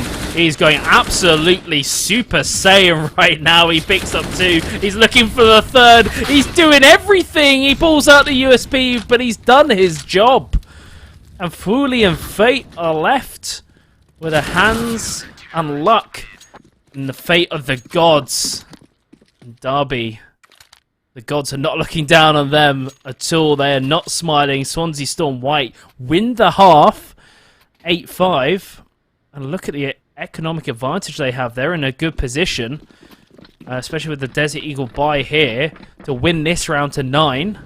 And potentially push double digits so they can win that gun round in the 15th. But Merlin, this is instrumental. You have to get more than 1 for that trade. That's an M4 given over. Oh, if they can get it. But Hazard... What? Why is he there? How did he sneak all the way round? Looks like he's pushed all the way through B, and Derby Gods, no presence whatsoever on that side of the map, hedging all their bets in towards A and mid. And it means that Hazard almost certainly going to be able to catch some players by surprise, and it's whether he has the trigger discipline now as he pushes in behind, whether he's going to be able to get more than 1. The player turns around at just the wrong time, and Fooly's ready for it. It's so close from Hazard. He would have been able to do that if the player hadn't turned around. And I mean, there's nothing he can do in that situation. The timing is just not quite right. Derby Gods get away with it. Luckily for Swansea Storm, there are only 2 players alive for them. Swansea Storm have the utility advantage. They have the player advantage. And more importantly, they have the armor advantage. Orcs with absolutely nothing. 1 player starts spamming him down. Wacky Zip hits him in the leg. And all of a sudden, Orcs not going to be able to aim properly. He's going to be shooting all the way in the air. But while I'm saying this, actually, the bomb pushing in towards in towards A rather, and Aerostratus holding with the AWP on a very tight angle. And Orcs might just walk into it if he's a little unlucky. Deciding against it, going to use the utility instead. I like this. That's going to reveal that there is a player very close to the position, Aerostratus. He's going to pull out that 5-7. He's tagging players, but it's all over like that. Never mind any analysis. Derby Gods get completely rolled, and Swansea Storm White get their 9th round as we go into the final round of the half. Fantastic stuff by them. I don't know what we saw on Nuke. I'm starting to wonder what team we saw on Nuke, because it doesn't feel like Swansea Storm. This is completely different. I don't know. All the mice were in the wrong USB buses. Their monitor wasn't quite turned on. Their digital vibrance wasn't turned up. And their headsets weren't plugged in. I don't know. It is not the same team. This is just... It is admirable being able to get such a beating in that first game, on that first map, your map pick, and then coming back with a performance like this. And this is a full gun round. This isn't like, oh yeah, Swansea Storm's got the advantage or anything. This is the final round of the half, and Derby Gods have a full buy, and they're getting dismantled by Merlin, doing some kind of magic to just tear apart the Derby Gods side, and there is no answer for Derby. Vornes pushed up into the sandbag's position, very telegraphed, but if you forget to check it, it is devastating. We've already seen Hazard attempt the fattest flank of EU West. Can Vornes be the sneaky beaky ninja that the Swansea Storm side need? The trigger discipline is huge. That should be a quick double kill. And Swansea Storm White achieve double digits on their opponent's map pick. All of the Swansea Storm players showing up as well. You can see Wacky Zip a little bit lower on the scoreboard, but you know, it doesn't really matter. The rest of his team playing so well. Derby Gods not really had a look in so far in this half. I mean, you know, you can say that they've won 5 rounds, but they won the first 3, and then they were sort of like held back, really. They won sporadically in between that. And Derby Gods come into this with none of the momentum that Swansea Storm have. And if they can bully their way through again, if they can beat Derby Gods on this pistol round, it's going to be very hard for Derby Gods to come back, especially as this A site being plundered by Swansea Storm. Wacky Zip getting the first kill. Zay whiffing over and over again on Aerostratus, gets the kill. Wacky Zip holding as the players start pushing in as well. Fate trying to spam them down, but low on bullets, low on time as well, just going to back away. Now it's on Orcs and Fate to take it back. The Swansea Storm players just playing passive. Orcs, we're going to get in his first face against Wacky Zip here. Sees the side of the head, rips it off. 3 versus 2. Aerostratus holding for the push in. Actually, all the Swansea Storm players trying to swing. It's turned into a 1 versus 1 all of a sudden. Aerostratus versus Orcs. Aerostratus trying to run away as fast as he can, but Orcs comes in from behind. Aerostratus just caught. I don't know what he's doing. He has enough bullets to turn around. You don't have to run away like that. You just turn around. But the bomb's still incredibly close. Is he going to get away with it? No! No! Swansea Storm still win it. I took it for granted. I thought that Derby Gods were going to win, but Swansea Storm win the round by virtue of the fact Derby Gods didn't get a kit. And that's a mistake. You always need to have one on your side. Otherwise, you're going to see things like that. If you're a Swansea fan, you are screaming right now. If you're a Derby fan, you've just turned off the stream because that was painful to watch. I was watching the bars at the top of the screen go down, and I was like, he's got this, right? He's definitely, oh, he hasn't got this! Like, what just happened? I genuinely, rounds like that are so rare to see it come that down to the wire, because Orcs did a fantastic job in being able to execute every single T-side member. But that simple fact of just not having that extra millisecond to pull on through was just not enough. But at least Derby Gods is mounting a better defense this time. They get 2 for 3, and make that sort of closer trade here with Merlin. They're going to swap the weapon around and give the AK to Hazard. He's going to start aggressing towards Dome Zay. Had an unfortunate whiff in the pistol round. He was, I don't know if he's invested in GME because he was straight looking at the moon when he was firing. Not even aware of the head in front of him on the T-side player. Now Merlin and Hazard in a 2 versus 2. Fuli and Orcs versus Merlin and Hazard. Genuinely 2 of the best players of either of these rosters against each other in a matchup. Desert Eagles versus a MAC-10 and an AK-47. Fuli finds the body shot wall bang. And it's all on Hazard, a star player for Swansea, to secure this one. The bomb is down. That's one objective completed, but Fuli decimates him, takes his head off. It does not matter if he has a kit or not. There is plenty of time this round. The fate of the gods is smiling on Derby for just one more round. They push it to 6, but they still trail by 5. Swansea forced onto a bit of an eco, though. They're just going to be pulling out the half-armor Deagle combination. I think I've maybe prefer a couple of them to have full head armor and see what they can do with, better pistols. Of course, these M4s, this FAMAS on the Derby Gods side, will be able to rip off their heads if they aren't careful. Aerostratus and Wacky Zip forced onto a little bit worse. They've not got the armor, but Aerostratus actually not upgraded whatsoever on the Glock.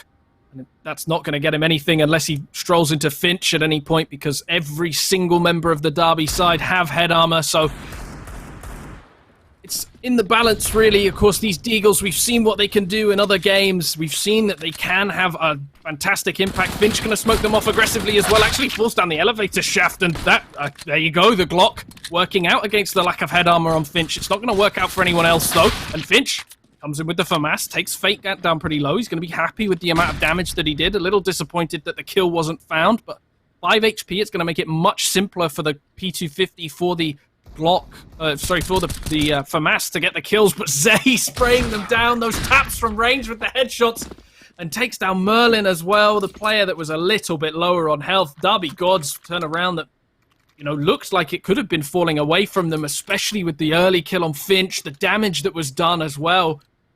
It seemed like Derby Gods might lose it, but recovering well and take that deficit from 5 down to 4.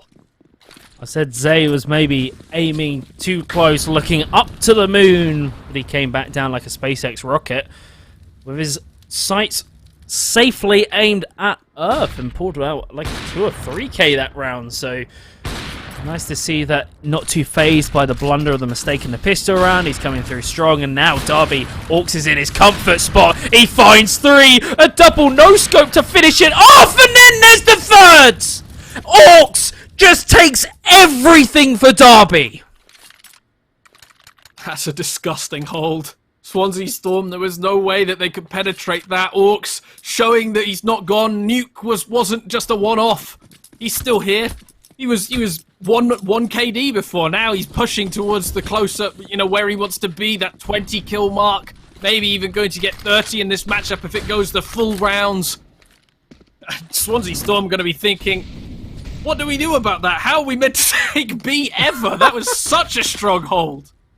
Orcs is a good player, but then you stick him on the AWP, and he is genuinely one of the best players in the entirety of the UK university scene. He is just disgusting how good he is. I mean, he made a decision for 3 no-scopes in a row and hit every single one. And people think, oh, yes, that's luck, but there is a calculation of the decision-making in that moment to decide to make that play. Like, there's been plenty of breakdowns of coldzera's jumping, no-scope, AWP, or simple dropping from the roof, these infamous plays. But these are all decisions made in that split second. You have to make that decision instead to quickscope or to try and reposition and peek around the corner.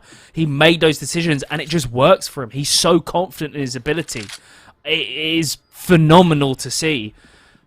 And worst thing for Swansea right now is the fact that their own star player of Hazard has been the first one to fall. So yes, it's a 1-for-1 trade. We always say that favours the T's.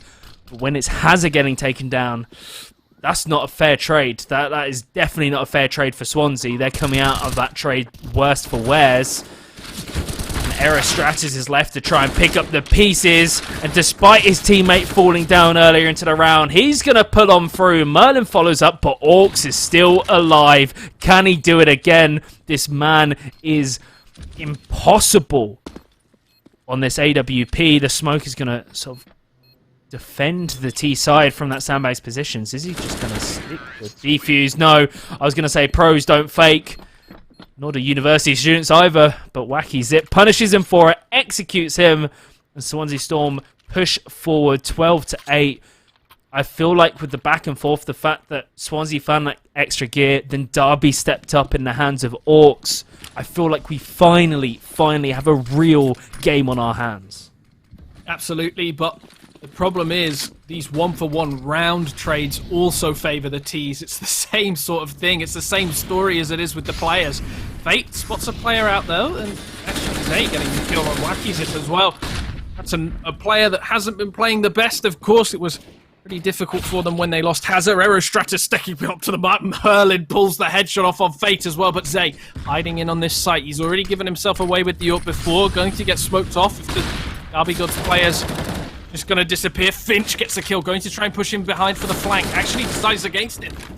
Merlin, though, actually, Erastratus helped out by Merlin. And the bomb going to go down. Derby Gods forced onto a retake with a double AWP setup. It's not going to be easy, but if Orcs can pull out those triple no-scope again, anything's possible, I guess. It isn't easy. I mean, anything is possible when Orcs is on the server. Zay is having a really good round as well, and Fuli just gets into a ridiculous position, and he executes Erastratus before Swansea can even react. The bomb is being stuck. Derby Gods win the round by simply sticking the diffuser, leading by example. Orcs tried it the last round, it did not work, but the team trusted him and came through this time. Once again, fate is smiling for the Derby Gods. The money situation isn't good, though. It doesn't matter that they won the round. 2 MP9s and a FAMAS versus these 5 AKs. It's not going to be easy, especially when Zay gives himself away like that. Fate playing in that favoured position on the sandbags. Unfortunately, loses out in a 1-for-1 trade. Not good enough when You're a man down. Merlin, though, whackies it. Both of them on 1 bullet's worth of HP. Can be killed by the MP9 even in a close-range fight. It's probably all going to be on Hazard to get these kills or to take the fights in these long range. And speaking of this, Merlin also going down. Hazard does get the 2 kills. He does get them, and he's going to start pushing into the sites. A 1 versus 1. Hazard and Orcs, the 2-star players for these lineups, facing off one against each other. Orcs, of course, does have the bomb, just going to be shifting away. And this is where it gets a little bit tense. Both of them 2 bullets away from death. Of course, when it's the op and just missing out on one another. Hazard probably not going to check it back, but Orcs might turn around. He could push on towards B, but this is unbelievably close. These players have no idea where each other is, and there will be a point where Orcs turns around and says, right, I'm going in towards B. I reckon that he's backed off down ramp. Little does he know that Hazard has pushed in this way, and the Molotov's going to give away his position a little bit as well. Orcs going to start rotating in. Is he? No, he's just holding ramp. He's staying! What's going on? No! Hazard, not like this! Oh, dear Lord. Derby gods get to double digits. But... oh, I'm shaking! What Hazard, like... was so smart. He even used the Molotov to try and fake the sound cue, but Orcs had nerves of steel. He just stayed there. He did not move. It's almost like he went AFK for 30 seconds.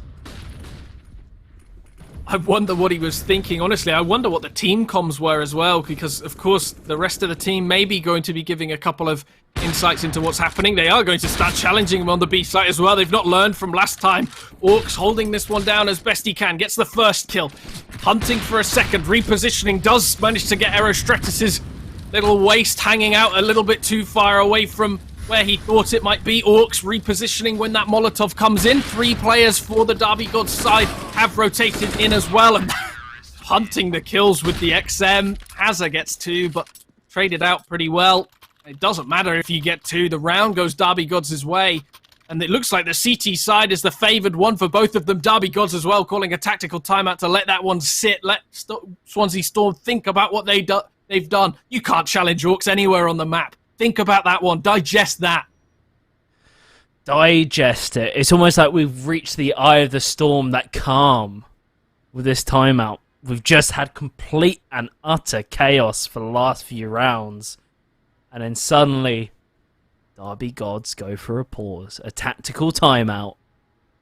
And are we seeing a second pause coming out as well? Maybe this is a technical one, I suppose, because we're not seeing anything at the top of our screen. But Derby Gods mounting a comeback. It's, I don't know, this is fantastic Counter-Strike. This is, you know, this is what I like to see when, okay, Swansea was leading the way. Derby Gods adapt, they overcome, and then they raise the bar. And then it's up to Swansea to try and catch up. Swansea catch up, they push ahead, they push that bar even higher. Then it's up to Derby Gods once more to catch up, and this time, Derby Gods is in front. Do not be fooled by the 12-11 scoreline. They've been playing fantastically the last few rounds. For Swansea, their lead is going to disappear if they don't start coming up with answers soon. The economy isn't quite there for them. They've bought up pistols and armor. They're probably going to buy down to about 2k across the board. So they're going to get one more round in after this, which should be a full gun round. But that should mean, statistically, it should go Derby God's way just because of the firepower, and then we'll be on level playing field. It'll be 12-12. And at this point, it's anyone's game. Definitely. I mean, this is what we signed up for the upper bracket finals. A bit of a closer matchup than what we saw in the 16-2 loss that Derby Gods inflicted upon Swansea Storm to take that first map. Of course, to be honest, it's a little bit sad to watch a game like that. It doesn't feel good, and I'm sure the Derby players felt good, but you know, it makes for watching that you think, there's just nothing that Swansea can do. They couldn't put a round together, but all of a sudden, they're looking a little bit better. Of course, they get the kill on Fruley in middle and do a lot of damage to Zay, pushing their luck a little bit more, walking into Orcs as well. They think they couldn't get him from one angle. They're trying in from another. He might get caught out a bit more. My word, he still gets another kill. The no-scope gets a kill on Aerostratus, but Merlin takes him down with the headshot. 1 versus 3. Gets the first kill on Fate. Picks up the M4 as well. He's feeling a little bit more confident with that one. Kills. Oh, and it's Zay. Zay's the only one left alive. Has 20 HP. Merlin with 37. So it's 1 bullet of death versus 2. Looking in around this generator. Actually gives the sound cue. Doesn't quite see the feet. Looks away at just the wrong time. Zay wins it. And not a clutch coming out from Swansea Storm, you hate to see it. You love to see those close rounds, but I just hate it when it gets so close and losing it at the last. Swansea Storm, they have to go to... I mean, it becomes equal. It's 12-12 now, and Swansea Storm don't really have too much of a reply. They've been a little bit lackluster for the past few rounds, or more accurately, Orcs has been incredible. So they're going to have to find a way to manage to bust through that one in the coming rounds. Derby Gods call a timeout, but okay, I was about to scream Merlin. I was about to definitely wake up my neighbours if they're sleeping this early, or at least get a noise complaint. But one thing though, despite Swansea losing that round, is so much damage was done to the CTs on an half buy for Swansea Storm White. Yes, Derby Gods won the round, but they also kind of lost. Look at their money situation right. Okay, never mind. Orcs is just gonna... Alright, I'm gonna shut up and let's just watch Orcs do what he does best, because there's no point in even doing analysis at this point when he's just gonna get an opening kill within the first 20 seconds of the round. I was gonna say, look at the money for Derby Gods. If they lose this, they could be shut out this entire game, even despite winning that previous round, because they lost so many members. But then Orcs goes and kills Aerostratus. What more is there to say? Nothing more to say, really. I'm not quite sure why Swansea Storm are pushing into him so much. Wacky Zip as well, losing out. Merlin taking down Fate, though, who over-aggresses just a little bit too much. Orcs just going to smoke and run away. He feels like he's done towards that B side of the map. And Swansea Storm, the bomb still dropped in towards T-Spawn, so they're hunting for kills at the moment rather than looking to open up a bomb site specifically to go there. They're waiting to see if the Derby Gods over-aggress, if that backing off from Orcs means that it's going to be any different on the other side of the map. But meanwhile, he's rotated in towards B. Merlin could have got something done there as well, but that sneaky play not quite working out. The smokes hadn't quite come in yet. There were no flash assists to help him. Hazard taking off the head of Orcs, peeking in towards the angle, on the close angle as well. Finch. The MP9 loses it. The spray coming through the smoke. Both Fuli and Finch coming together with a little bit of damage in from Zay, and now it's all on Bornez. A 1 versus 2. Looking through that smoke, hoping that he might catch the player off. Does manage to catch Fuli off and knows exactly where Zay is. Going to start sneaking in. Zay's ready for it. And unless... No, it doesn't work out. Zay gets the kill. Very well played by him to be ready for that push to come through. He wasn't looking to aggress himself, not jumping up on top of the boxes as we've seen time and time again, just hiding in the corner, waiting for Swansea Storm to over-aggress. And all of a sudden, Derby Gods in this back and forth game take their 13th round. But Derby Gods win, but their economy suffers.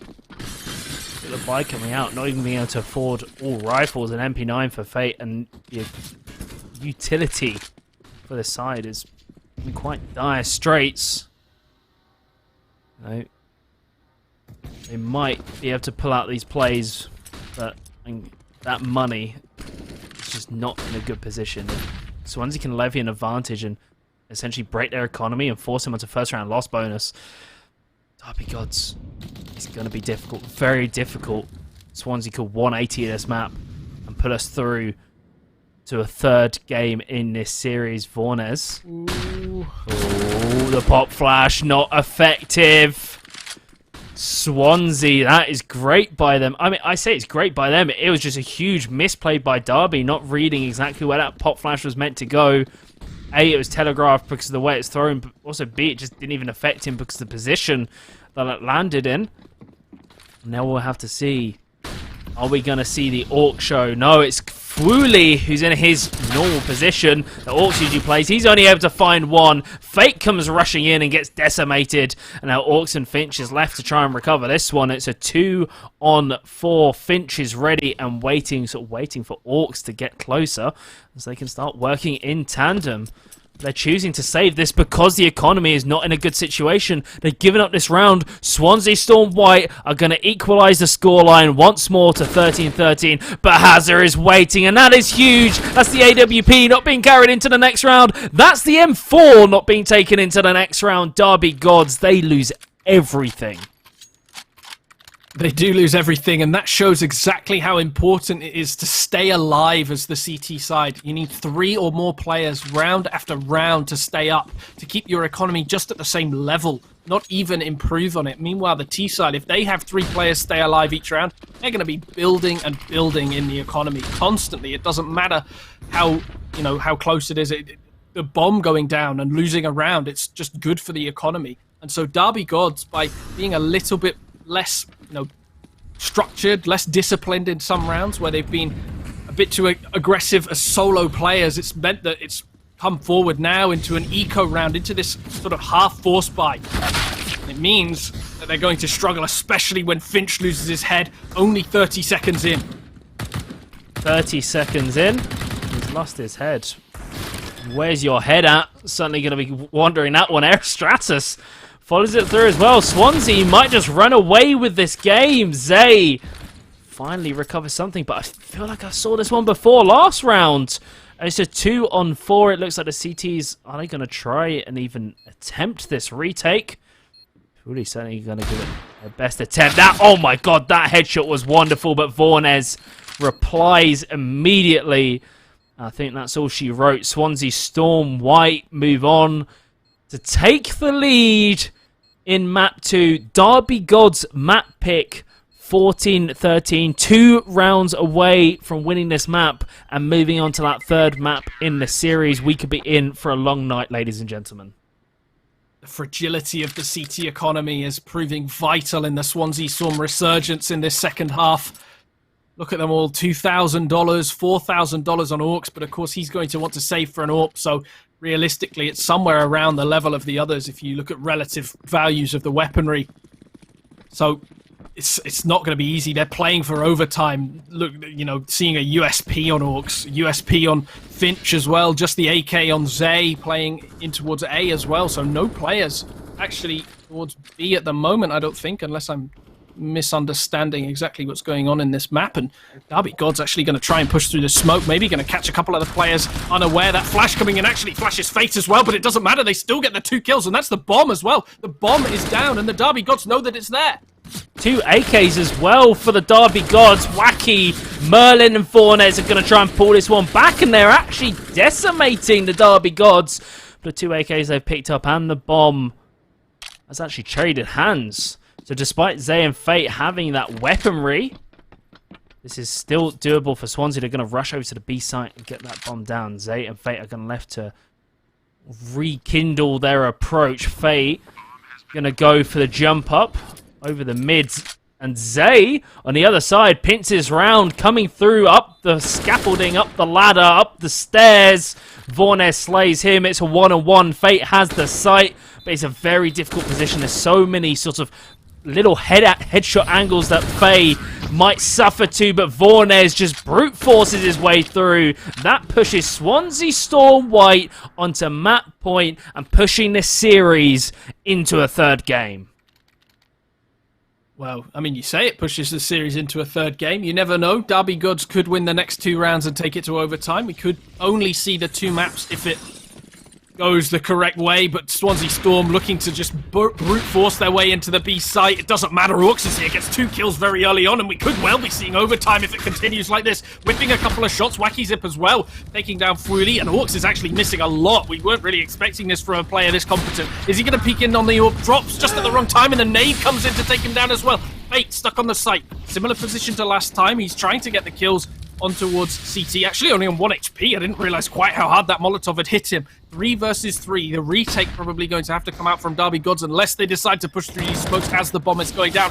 Wacky Zip, in fact, losing his life. Zay as well kills Aerostratus. And all of a sudden it's Hazza. 1 versus 2 on this site. Just looking in towards the ramp behind him, as well as towards Generator. There are players either side. He is in a bit of a Derby God sandwich at the moment. Decides to plant the bomb, the full-on stick, and it's maybe going to prove a little bit costly as Finch comes around the corner, going to save the AWP into the next round as well. If he can find it, actually decides to leave the AWP. I'm not exactly sure what's going on right now, but Derby God's going to pick up the 14th round, going to get us ever closer to overtime. Swansea Storm's advantage, though, is that they will be able to buy into the next. Vornes actually probably able to drop Aerostratus and AWP if he really wants it. So we will see a very competitive final round in the map. And the timeout being called as well for Swansea Storm. Here we go, ladies and gentlemen. Do we see overtime or do we see a third map? Those are the two questions. Those are the only options that are left in this game. Derby Gods have lost their chance to win it out in regulation. Instead, they're going to have to push for that overtime instead. Swansea Storm White. It felt like when Orcs got those first 2 kills, it felt like, oh, this is Derby's round. They've only gone and done it. But then, just, it's like Merlin cursed Orcs at the last second when he died to him from his AWP and took away any magic Orcs had left. And he just kept on whiffing shots. Then he got naded as well. He got destroyed. But then somehow Derby Gods recovered that round. That was just insanity. And you can see Swansea Storm White is using every single timeout available. They want to make sure they're on the same page. They do not want it to go overtime. They don't want to give Orcs a second chance. Swansea Storm White just want this map over with, and so they can go to Dust 2. And we're talking about Orcs being superb so far, but Fwooly as well, completely flown under the radar, really, on my end. He's had some fantastic little clutches. He's played consistently as well, round in, round out. The rest of the team, Finch, Zay, and Fate, have been proven useful. They've had their rounds. They have helped on the retake more often than not, but Fwooly and Orcs have been a step ahead for Derby Gods and definitely been a thorn in Swansea Storm's side. Same goes for the other side. Wacky, not really having the best of performances, but he's finding those impact kills, which is the important factor. Finch and Fate, the 2 players you highlighted, found 2, but Aerostratus replies in kind. He's going straight to the stratosphere with that one. And we're left with a 3-on-3, but it's a split push. You can see the T's aggressed towards that T ramp, and now they backed off. They're going towards B, but that's into the waiting hands of Orcs. We've seen him in this time before, and even when he plays poorly, he's still able to get double kills. He keeps on winning, but Hazard beats him out. This might just be Swansea Storm's map. It's all up to Zay and Fwooly to push on through and decimate them, get them to overtime, but it's not enough. Fwooly, that other star player for the Derby Gods, really stepping up for the side. He's going to jump over the flames, start aggressing forwards. He's putting on the pressure onto the T side, but it might just not be enough. They're playing so passively, not giving him a chance in edgeways until Aerostratus gets caught out from his own teammate's flash. Fwooly peeking down the catwalk. There are so many crates, so many angles he needs to check. That's almost the second one, but the time is ticking. Here's the diffuser. Is so close, but Fornes just isn't dying. He may as well be immortal at this point. I think the round's done. I think we're going game 3. Wow, what a round coming out from Swansea Storm there. What a way to mitigate the rest of the players. Aerostratus coming in so strong early on in the round, trading out both of his teammates. Swansea Storm proving that they definitely are a force, and you predicted at the start of the game it would be 2-0 Derby Gods. I predicted it'd be 2-0 Swansea Storm. Looks like we're both wrong. We're both wrong. I mean, we did say that. We said kind of sitting on the fence. Yeah, we could see a 2-1, but then we were like, yeah, nah, it'll be a 2-0. It'll be a quick series. And I mean, after the first game, can you blame me? Derby Gods won 16-2 on Nuke, Swansea's own map pick. And now we've seen a complete 180. It wasn't as convincing. It certainly wasn't as much of a disparity between the two sides. But Swansea Storm White pulled back the victory from the jaws of defeat, winning Vertigo 16-14. And our third map is Dust 2. I mean, can you call it hit? I can't. I don't know. Maybe the momentum for Swansea. Maybe they gave everything left in the tank just to get that second map. Or maybe that momentum's going to carry on through and it's going to power the Derby Gods to just submit to the Storm. I do wonder how well Orcs is going to do in that next map. Fwooly as well. 2 of the players that played very, very well across both maps. So if they don't show up, I feel like Swansea Storm are the better side as a team. So I wonder, maybe Swansea will take that one away. But you know, you never know until the map starts. We were talking about predictions before it. We thought Swansea Storm would have a good showing on Nuke. They didn't. Then we thought that Derby Goods would win it out in the second map. They didn't. So whatever I say, I'm probably going to be wrong. Me too. But the one thing I do know is that we're going to throw to a break. Come back for this nail-biting action. First game might not have delivered, but second game definitely did. And I'm sure this third game is going to be a scorcher. We'll see you in a bit.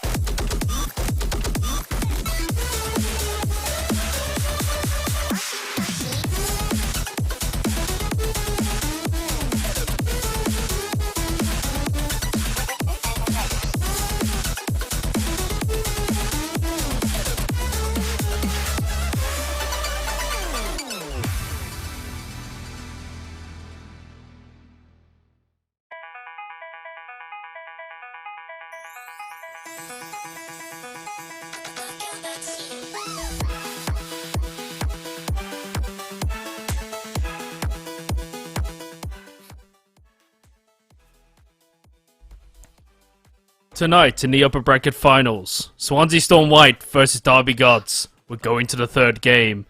But I'm hearing some breaking news. Zach, are you reading me? We have some interesting news about the lower bracket. What have you got for us? I'm not keeping that one up. We found out that UWE Sea Stags, one of the the leaders in this competition, they finished second in the group stage. They won the winter playoffs. They've lost. They're out of the tournament. They were playing in the lower bracket against Bath A, a team that I said last week got to feel bad for them.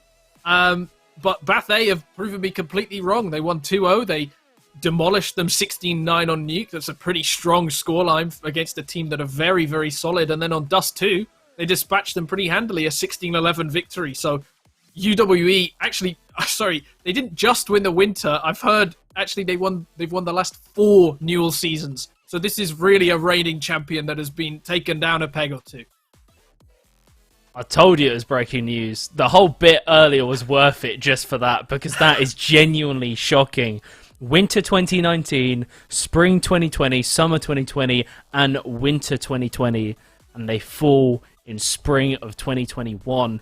And one of the 2 teams that we are casting right now, Derby Gods and Swansea Storm White, they will be in that grand final. So going to Dust 2. Now, Swansea Storm have already played this map. I'm pretty sure. I think they did decently on it. They had a good showing. This was it into AUE that they played? I'm trying to remember back. I think, no, it was half Natty Head Tappers. I think they played into, and they beat them on Dust 2. Again, very, very good side. Oh, no, they played against Sea Stags. You're right, sorry. Yeah. Sea Stags. So they beat Sea Stags on Dust 2, which apparently now everybody can do. But Derby Gods, I haven't seen them play Dust 2. I don't know what their ability is like for it. If I'm them, we said this before, and I would have banned out Dust 2 just because I know that they played it last week and they won on it against a good team. And I'll just avoid that. Play Mirage or Inferno. Yes, you lost to Mirage, but it's a standard map. You should know how to play it. Same with Inferno. So there are some question marks for the Derby side, and the fact they lost their own map pick on Vertigo, a map that, coming off of a nuke win 16-2, they should have just demolished. It shouldn't have been close. We should have been in bed about an hour ago. Like, we shouldn't be going to a third game. So the real question is, and we highlighted this just before the break, is Derby Gods, we have no idea how they're going to fare on Dust 2. They've just been beaten on their own map pick after having such a good victory. Is their mental shattered? Do they have anything left to give? The other flip side of this is, yes, we know Swansea Storm can perform on Dust 2, but they got demolished the first game. They gave everything in the second and only just won it 16-14. Is there anything left in the tank, or are they just running on fumes at this point? I mean, they showed such a strong showing in that second half. They almost mounted the comeback. You've got to think that this one's going to be close. It's going to be down to the wire as well. You might have seen me looking off to the side as well while Novi was doing a bit talking through that one as well. I was just looking through the stats of the Derby Gods and when they've played Dust 2. They've actually played against UWE Sea Stags as well. They played in the final week of the competition for the group stage, and they lost 16-10 compared to the victory that Swansea Storm had where they won 16-13. So if that's anything to go by, advantage to Swansea Storm, definitely. But like, I was talking about how Derby Gods performed on Nuke in the group stage, and that was the stupidest thing I could have ever brought up because I was, ended up with Swansea losing 16-2. So I'm never going to talk about past results again. I think this could go either way for sure. It's a old... it's not even like a proverb or anything. It's just a saying, which is, you're only as good as your last victory. You're only as good as your last sale. You're only as good as your last performance. And there we go. I think, was that pistol round or was that knife round? I think we've just missed that first pistol round. So we just missed it, but Derby Gods took the first, so they're on CT's side. Dust 2, though, is... depending on how, at the highest level, you'd argue that it is more T-side, it's more T-favoured. You can pull the CTs around a lot, and especially the double doors, the information that gives right in mid can kind of just sort of disrupt any strategy that the CT can put in, like rotation-wise, but also give that extra information for the terrorists. So Swansea Storm, yes, they're starting on the T-side, but I think they'll be happy with this. This is a fine position to start in. But Derby Gods picking on that pistol round, they make a statement. And now it's how does that translate into the second round? It's a force buy for both these teams. SMG's full 5 MP9s. I would prefer to see a little more range for these long-range angles towards A-Long, because after Finch falls, an MP9 is going to be no good from distance. And now there's 2 SSGs on the side of Aerostratus and Hazza who can start holding these long angles. The SSGs can prove vital in this sort of map, especially playing on A-Long. Fate maybe going to peek in, go a little bit aggressive coming in from the site with the MP9. Orcs actually from CT helping out. Tagged quite low, though. The Deagle going to be able to take him down at that sort of semi-close range. And Fornes hunting for more kills. The smokes down on short, though, are working out for them. Aerostratus and Hazza left without any armor whatsoever. Fate overextending. Didn't need to really do that one. And just...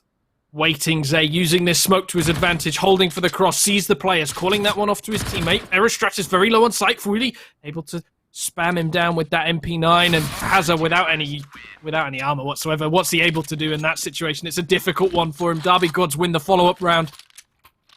Of course, we did miss that pistol round. We are hearing that it was a quick one. Derby Gods made that as fast as possible in the pistol round, which is why it went past us. So showing early on that, Swansea Storm making that a quick one. They didn't take it a slow angle whatsoever. They went in with a quick rush in towards the B site. So, of course, Swansea Storm maybe going to keep that sort of high tempo up for the rest of the game. We saw them run in towards A. They were slowed down a bit by the utility of Derby Gods, but if it keeps up this way, I think probably Derby are going to have a pretty good time of holding all of these angles if they're prepped enough.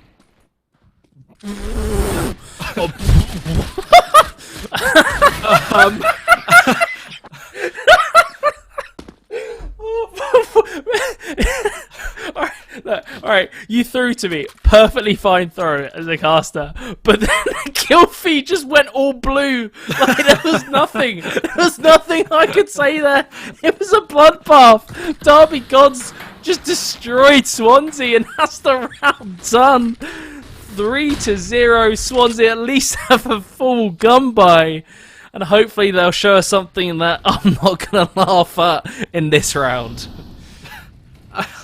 I don't really know what to say. Zay, shown what he's worth with the Org, I guess. Very well held for that rush, but, you know, Swansea not throwing any smoke. It's a bold play, to be sure. It didn't really...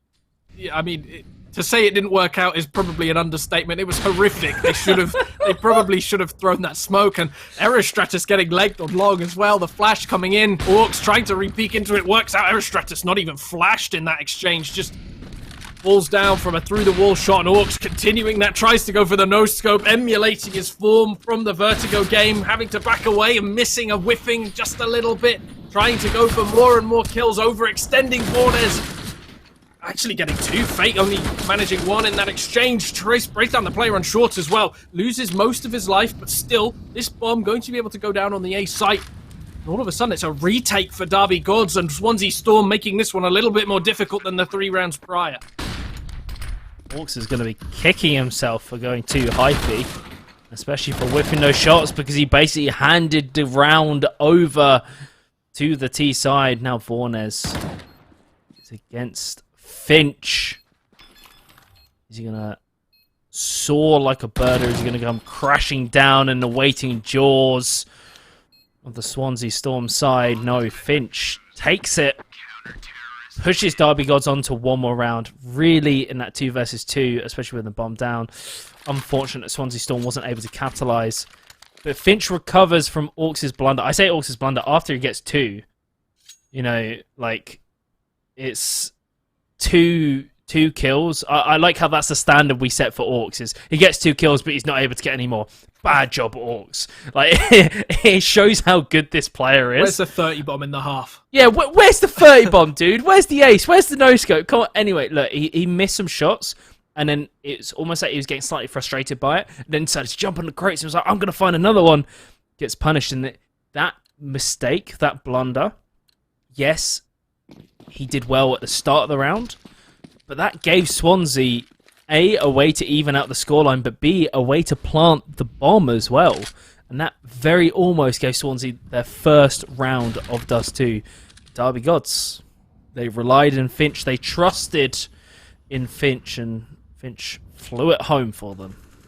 I think the way the Orcs played in that round, though, it does answer a couple of questions we were posing in the pre-game about whether Orcs can keep up that same level of performance, whether he can play that well, and it shows that he clearly still is confident. He's still feeling it with the way that he was playing. Didn't, you know, obviously didn't go quite as planned in that situation, but still getting a couple of kills, trying for more. It's definitely going to change as we go forward.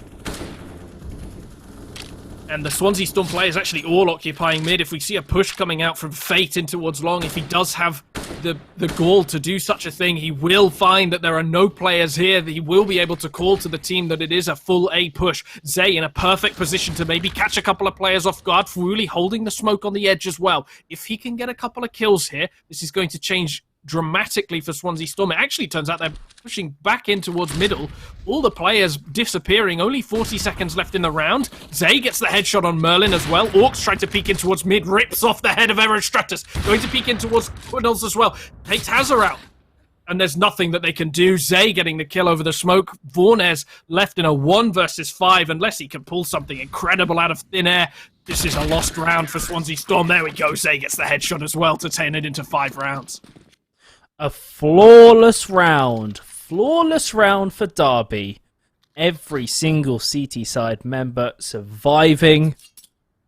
And yes, the economy doesn't look too good because they had to buy up so much utility. They used so much utility in that round, just to ensure that they didn't lose any members, using the smokes really effectively and peeking up above them, especially towards mid. Now we're seeing Orcs go very high fee. He's going to back off. He's scared off the T-side players, and Orcs is one of those players that when he's on that AWP, like say this was Inferno, if he was in B, you instantly go, let's go A. Like, you don't even walk into him because every single time he is finding kills and you just cannot displace this man. He's just incredible. Holding on for dear life. He's on 11 HP, but still he's found that opening kill in that AWP anyway. It's a one-shot weapon. It doesn't matter what HP he's on. If you miss first, he's going to beat you, but this time Merlin body shots him. He is too quick on the trigger. A player who had some fantastic rounds and was instrumental in pulling Swansea over the finishing line on Vertigo. Fantastic stuff, but Derby Gods, there's 3 players on the side who are just very solid anchors, and there we go, but Swansea Storm is going to try and blitz through towards A, potentially. No, they're actually down themselves and going to rotate back round. There is a player pushing up short, going to walk into the waiting hands of fate. But Merlin domes him this time. It's an immediate trade back by Zay. Zay's holding that angle. That's the second one. There's one more player to find. It's 1-on-2, but a Desert Eagle spam through the smoke might just tag the CT players enough. No! Zay goes down for... What? Vornes! What was that? Where has that been the entire series? That was a terrible flash through the smoke by Derby Gods. They flashed their own teammate off. Of course, they did get the Swansea player as well, but...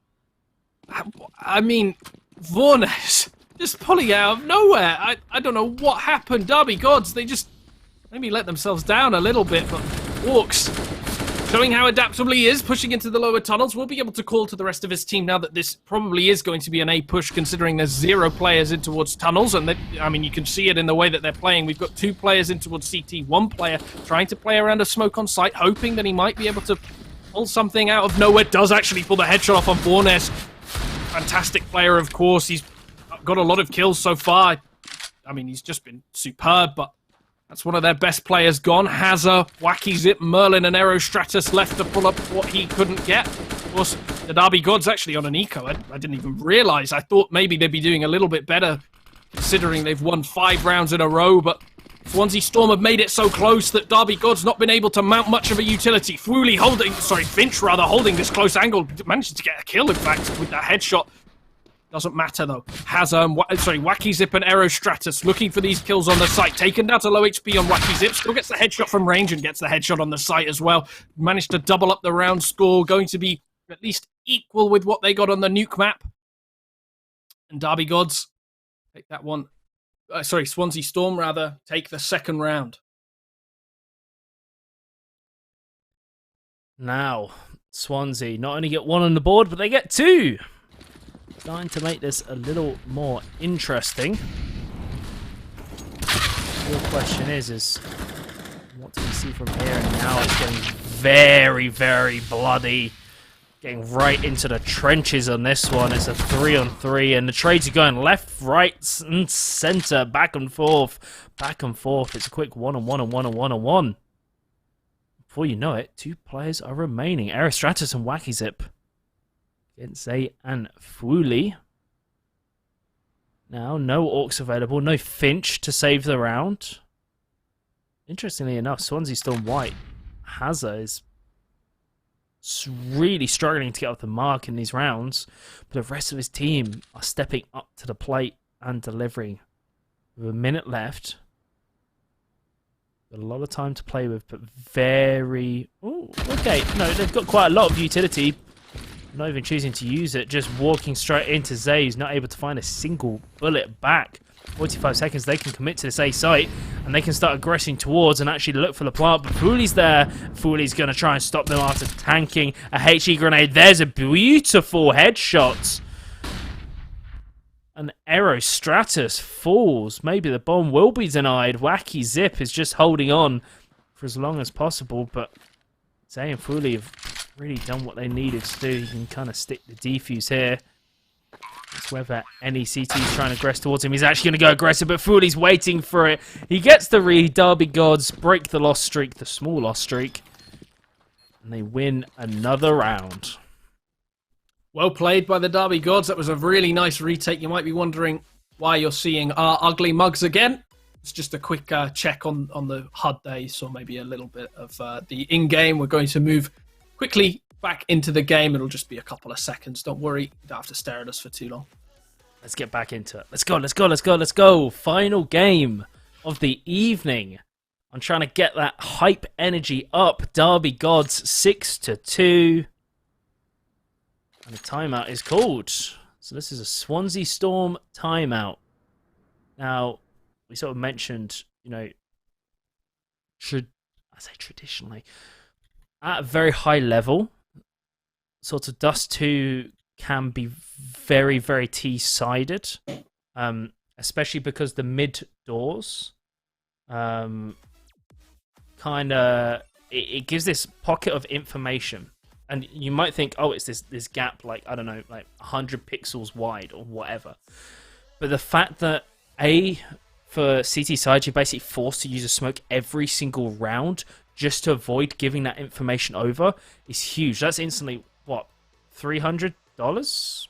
Like, cost? Yeah, Smoke $300? That's $300 you have to spend just at the start of the round. Like, every single time. If you don't, suddenly the information is given over. And that gives easy pickings for the Ts to decide where they want to go. And then you've got into the late game rotations. If you leave someone there at T-spawn and just holding that mid-angle, you can just kind of sit there the entire game, just wait to see when the CTs rotate, call that information out to the team. It's so beneficial for the terrorists. Swansea Storm White, not really able to translate that though. It's definitely something that's also a bit of a longer gameplay as well. You might have to stack into a B, onto the B site perhaps. If you have very poor weaponry, you might decide to take that gamble. And sometimes it doesn't really work at all. I mean, but of course, when you've thrown that smoke every single round, it doesn't matter. Of course, our overlay's still having a couple of problems at the moment. We'd rather show you the game, though, than show you the overlay. So there will be a couple of problems at the moment. Vornez left in a 1 versus 4. We missed a little bit of that round. I am apologies for that one, guys. Looks like maybe we're going to miss a little bit more until we get that overlay just right for you. We don't want you to be watching suboptimal stuff. We, of course, want you to be watching it at its best that it can be. I mean, let's be honest. It said Derby Gods win the round, and it was actually quite accurate, to be honest.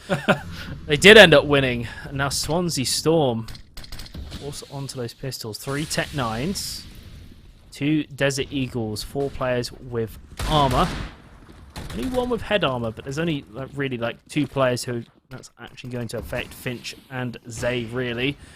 And here's the aggression on towards the A site. They go jumping down elevator, get smacked down. Merlin manages to find 1 head. Whoa! Stratus finds another. It might look flashy, it might look stylish, but Derby Gods still firmly in control of the bomb, not even in the hands of the T side. The spam not coming through for Merlin. Derby Gods move on to an 8-2 scoreline. Yes, they lost 2 players. That's not great. But still, that gap between these 2 teams in the round differential is increasing. One thing that's been very interesting throughout the entire series, not just the map, has been the adaptability of Orcs. The way that he's not just played one site the entire game or stuck towards B. I mean, you can see now he's at the A site. He'd been playing B previously, and now he's moved in towards A. But across all the maps that we've played so far, Nuke, Dust 2, and Vertigo, he's been adapting, moving around, making sure that he's everywhere all at once. And it means for Swansea Storm that when they're trying to avoid that star player, they don't know where he is. They can't say, oh, let's just go B because he's nowhere near there. They can't say that because he could be B. They don't know. He's been altering his position so much, it makes it difficult for them to know. And so, really smart stuff from Derby Gods to keep that star player moving around. And I'm sure the rest of the team, I mean, they're doing a fantastic job of filling for him on the other sites when called upon. Now Swansea, a different approach. This is... maybe they've suddenly become pacifists. And Finch broke the ceasefire. Warners, though, is the one to get blinded and finds it, but Orcs is close to this angle. He's holding it very tightly. He's going to aggress around. That's an easy second kill. Wacky is going to try and tap away. Finds Fate, but his HP is not in good standings. Then again, it doesn't really matter. It's a double AWP setup. One bullet from either of these players, from Foodie or Orcs, and the round is over. So Wacky gives that information over that the rotation is coming towards the B site. He's not even going to try and fake out. He's just going to try and beat Foodie to the punch. He jumps out. The shot was missed. So, okay, this is slightly doable for Wacky. He's got to be so clever. Jiggle peeking every single corner. He's not able to find Foodie. Foodie just buying time for his teammate to rotate over. He's going to stick the plant, but he's coming through the double doors. He's got an AK. He sprays through Orcs. Clutches up the round. And Derby Gods go on to win another one, 9-2. They're one round away from pushing double digits. Swansea Storm just fallen apart. It feels a lot like that Nuke game that we saw before. They just aren't really looking up for it. I don't know what happened in between them. Of course, they are doing a little bit better than the Nuke game in terms of how close they've been getting the rounds. Not quite as lackluster, but by the scoreline and by the way that Derby Gods seem to be continuing to run, Swansea Storm really need to change something sooner rather than later. Remember the stakes, ladies and gentlemen. Whoever wins secures their spot in the grand final. Whoever loses, they're going to be playing against the best of that lower bracket gauntlet. And there are some good teams who've been sent down to the depths of that lower bracket. And already some of them have been eliminated. We mentioned UEC stands getting taken out beforehand. In theory, that might make it easier, it might make it harder because some teams are having some fantastic performances. Zay almost with an X-ray on that one. 3k through the smoke and Finch is just tapping away. He's not able to convert Aerostratus. This is a very good round for Derby. Another one, they get that double digits. And yes, this is just like Nuke all over again. It feels like Swansea just... Despite Wacky, look at Wacky's scoreline as well, 12-11. He was very quiet last game, despite his best efforts. There's just nothing left in the tank for Swansea Storm White. The storm is dissipating, the weather is getting clearer, and the sun is shining for the Derby Gods.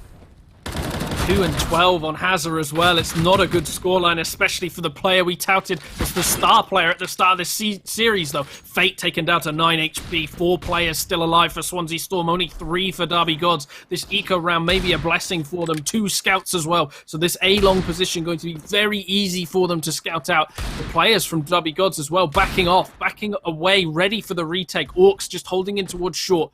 Fate holding the cross. Of course, the Swansea Storm players, 0 smokes across the entire... 1 smoke, rather, across the entire lineup, sorry. So that's going to be a gap on the side of it. Zay maybe going to be able to exploit it. Gets one, tries to spray down a second one. Gets him through the smoke, and all of a sudden, it's only 1 player left alive for Swansea Storm. Still gets the spray for us.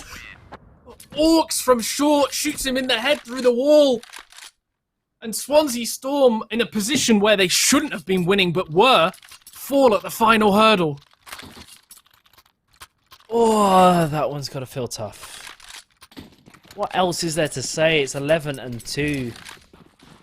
There's so much hype coming into this game, and you know, there has been some fantastic plays. Vaughners is clutch. Had some good rounds, but it just seems to be too strong for the side of Derby. Once again, Wacky stepping up for his side, but Fate is just 2 on it. The trade kills seem to always work the way of Derby, and even then, clutch situations seem to also, as the dust settles, steer towards the Derby Gods' favour. This might be a little bit different. Vaughners and Aerostratus, both 2 players who are having good performances for the Swansea side, are still alive. We have that 2 versus 1. The bomb has been planted, and there we go. Vorne secures it. So better performance than a nuke. They pick up one more round, but this isn't the greatest of halves. However, there is a silver lining. The finances for Derby Gods are absolutely ruined. So they're only going to be able to force by Desert Eagles and armor and an MP9. The weaponry disparity is completely in favour of Swansea Storm White. Kind of incredible that they can win almost 11 rounds in a row, but the bomb actually going down in tunnels, and Finch holding that one as best he can. Doesn't work out. Fate left in a 1 versus 3, pushing in behind them. Seeing what he can do as he actually gives away his position straight away. It's going to be hard, definitely fighting against the odds now. Poking this one up. Swansea Storm should manage a 4th round. They've shown that they're a CT-sided team so far. Every single map it's been where they've been a little bit better, other than Nuke. So it doesn't mean that it's all over for them. Of course, this tiny little break that they get between the halves, these 20, 30 seconds, maybe give them a little bit of a chance to reset, think that, it's another half, it's another time for us. Hazard has been whiffing a number of shots so far, actually calling a timeout so that they can speak through what's going to happen. But I've noticed, or what I was alluding to, is Hazard has had some very poor aim in this and has actually died in every single round. He's really having a mare. The best performing player coming into playoffs really struggling in this 3rd game. Something I wanted to highlight that admin pointed out was last season, Derby were in this exact same position in the upper bracket final, and they managed to secure it and get into the grand final, where they faced University of West of England, the UEC Stags, in that final, but they lost arguably their best performing player, and they got swept last season by the UEC Stags. A couple of things have changed. UE is no longer in the competition. They've been eliminated.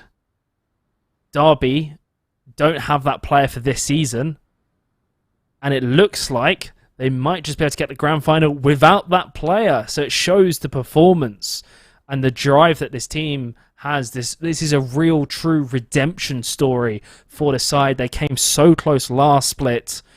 This time in spring, they might just make it work. They're 5 rounds away from securing that grand final spot. But Swansea Storm White, it is 11-4, but at least they started picking up rounds towards the end. You can see Vornes is actually out-fragging Wacky right now. If Hazard and Merlin start stepping up for the side and Aerostrat start lifting up as they've swapped to the CT, we could potentially see a game on our hands. But this pistol, really at this point, Swansea can't afford to lose any rounds. I'm glad to see this play coming out from Merlin, though, showing a lot of aggression very early on. But the burst fire coming out from the Glocks, though, going to dissuade him from taking the angle. Still gets the first headshot, actually gets the second one. That's a bomb down. Aerostratus as well on long. Gets 2 kills in towards mid, rather. Wow, that round over as quickly as it started. Derby Gods given no chance, completely constricted by the CT. Swansea Storm coming out swinging and showing, yeah, we're a CT-sided team. What of it? We can win every single round if you guys give us any room whatsoever. Derby Gods clearly not ready for such an aggressive tactic from the Swansea team. Swansea find a foothold on Mount Olympus, and they're going to climb their way up and start challenging the gods. Holding on steady towards this B site, but it's going to be T aggression all the way through. Hazard just spraying through. He's not able to convert anymore, but Aerostratus is immediately there. I feel like we're seeing a repeat of last half, but this time Swansea comes up trumps. They get their 6th round, and yes, Derby Gods 5 rounds in front, but that round differential is starting to slip. Swansea Storm White, I said I want to see Aerostratus wake up. I want to see Merlin wake up. I want to see Hazard perform better. I don't want Swansea to go out like this, and they're starting to deliver. And this is the round where it all counts. This is the gun round, arguably in favour of Derby purely because the fact that the T side is cheaper to buy on, and there's still MP9s and FAMASs for the Swansea Storm side. But the HP bars have really, really dropped for Pooley and Zay. just going back to last round as well, that was great team play from Aerostratus and Hazard to coordinate like that. Hazard running out of bullets, and then Aerostratus swings in from window using his teammate as bait and mops up all the rest. It's great little stuff like that you enjoy to see at this sort of level. But Derby Gods, actually, Swansea Storm playing for the retake, it seems here. The smoke's coming in over the top, not quite perfect, probably not what they were expecting, and just waiting for the players to take the site. Hazard, holding the smoke, decides to throw it and maybe going to start pushing out onto the site. Not the perfect smoke though. Fate and Orcs getting kills on all of the CTs at the moment. Look at that, 4 players going down early on, and all of a sudden, Vornes left in a 1 versus 5. 3 players low though. That's definitely something on his side. Gets 2 kills, both of them low players. Trying to kill the player on site as well. Peeking in slowly. Of course, there's a Wooly just above him that he's not quite ready for. He's looking just in the wrong direction. Going to be sprayed down from the side. Vornes loses his head. Derby Gods winning the follow-up round to the pistol.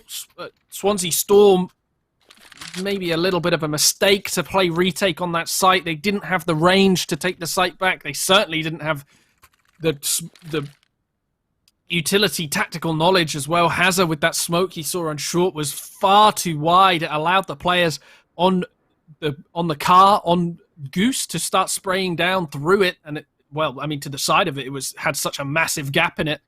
And Swansea just taking a timeout to talk through exactly what went wrong in that half, and more importantly, what they're going to do with this money. It's at that awkward point where they don't know where to buy or whether to eco. CT economic management is one. It's not even. I wouldn't even say it's like necessarily hard. It's just. It's just naturally brutal. It is punishing. This game punishes the CT economy just in the way in which the financial mechanics work in the game, and so it leads you into, like you said, this decision where you've got to make tough choices. Do you force up? Do you try and make do, or do you stick together as a giant ball of death? I say that you're not able to cause the death. You yourselves are going to the underworld. Swansea Storm able to find 2, but do not get close enough. Derby Gods are within striking distance, 3 rounds away from assembling their way towards that grand final. Living up to their namesake, Swansea Storm White might just peter out. But here's the gun round. They made the tactical decision not to force up in this one. Can they translate it into this? Wooly opens things up. The supported by the utility by Zay. Orcs follows up with the flashbangs. Utility usage is so good for the Swansea side. Well, actually, for the Derby side, Swansea is left just to try and dry peek these. They're going to sit into the fires, but not able to convert anything. It's a 2-on-1. Aerostratus has the AWP. He's going to get smoked off, and the utility usage by Derby is just suffocating for Swansea. Aerostratus maybe not got the memo that both these players are low, looking with the AWP at the moment, hiding in that smoke, maybe just going to push out, starts pulling out some utility. Not going to see anyone if he does, but if he picks up this M4, he definitely has a chance to end around. The AWP actually a hindrance at this point. The weapon does a lot more damage, but if he misses a shot, he dies. Meanwhile, with the M4, you miss 1 bullet, it's fine. You've got 24 more in the chamber to take people out. So this could be especially difficult. He blocks the smoke as well with his body. But 7 HP and 20 HP on Zay and Bait. And Aerostratus walking in completely the wrong direction. Seems to think that the players are going to be pushing in towards mid. Meanwhile, Derby are actually taking the A site while this is going down. And Swansea Storm probably going to lose this one unless Aerostratus can pull something out of nowhere. He jumps on the site. He knows exactly now that it's that it's A, but decides, why give them the pleasure of killing me? I'll just play passive. I'll save this AWP. The money on Swansea Storm not very good, so probably a smart call at this point in the round. I hope that Derby heard that a smoke grenade hit Aerostratus, because that is either the luckiest or it was lucky, but that is the most genius play. Throw utility to try and cause sound cues to get the information.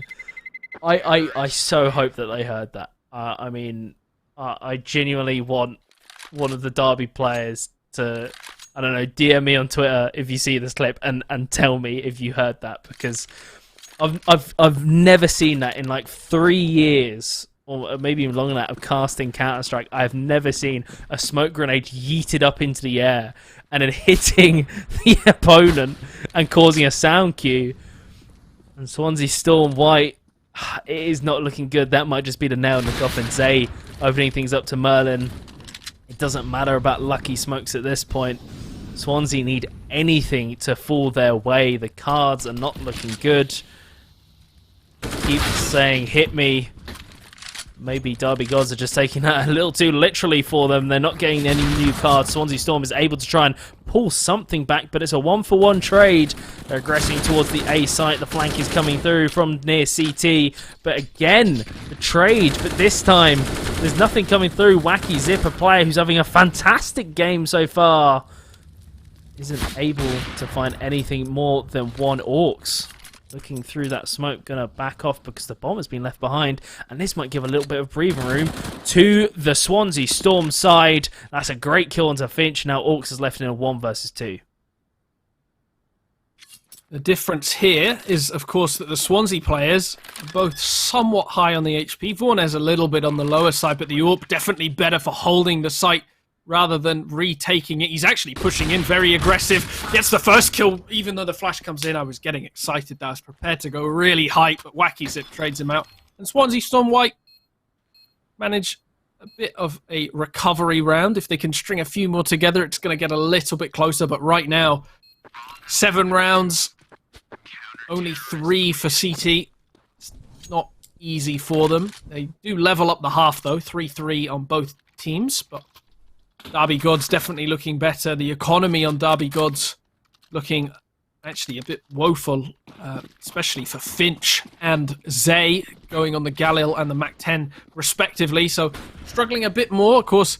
Actually, I say they're struggling more. I've just seen Merlin and Hazard on the MP9 and the SSG make that just Hazard on the MP9 as Orcs fires through the door. Another fantastic shot coming through from him. Rips off the head of Merlin hiding on the other side. Of course, Swansea Storm already given away the A site, actually. Short has been completely lost because that player died in mid. Smokes in towards mid as well. Going to make Swansea Storm doubt where they can be playing. An A site, it's just gone at this point. The bomb coming in from mid. It's one consolation that it's on the other side of the map, but quickly moving in. Swansea Storm doing nothing to retake it. Nothing to stop that bomb from landing on the site and planting. Just waiting at this point for the retake. So much time. It's kind of been wasted by the Derby Gods trying to call over to get that bomb rotated around. Hazard's going to get caught out here. Finch kills him, and that might just be the second nail in the coffin. Wacky is going to try and pull this one back. It's a 3-on-3 for his best K Cooley impression. But there we go. Orcs with the AWP. Fate follows up as well. It's an easy 1, 2, 3. Say it with me. Derby Gods move on to map point, series point, and to 1 round away from punching that ticket into that grand final. Swansea Storm have lost everything, and they have a pitiful bye to try and pull this one back. They have to win 8 rounds in a row and win overtime if they want to come through and punch in that grand final spot. But here we go, the aggression from Derby. This might work out for Wacky. A triple kill for him. Hazard steps through, but Orcs has just walked out in mid. He finds a double kill, and he's tearing Swansea apart. The man advantage is still firmly in the hands of the CTs, but not anymore. Orcs, the MVP for Swansea Storm, is trying... for Derby, actually, is causing decimation for the Swansea side. I can't even keep track of what's going on. Zay somehow brings it to a 1 versus 1. Aerostratus is left to try and pull this one back. And Swansea Storm do it. It's going to be a little bit close, but he should be fine in defusing this one. And Swansea Storm live for 1 more round. I'm losing my voice with how close some of these rounds are going. I have no idea how Orcs was given all that mid control. Swansea Storm been playing 2 players in towards B and mid each round, 3 on A long, kind of a standard setup at this point in the game's cycle. It's pretty meta. And it means that when the players on Swansea started looking towards the B tunnels, when the support came in, Orcs was able to get a few kills in the end from behind. Of course, then whiffing right at the end, trying for those quick flicks. Hazza walking into a bit of a trap here. 2 players, 3 players hiding behind the door, and there goes his head. A silly push coming through from Hazza and trying to make something work. He's only 6 and 22, bless him, but it doesn't work. It's a very bad play in the end. Erostratus caught a little bit unaware. Vornes, though, to back him up. Playing in the elevator position. Makes noise.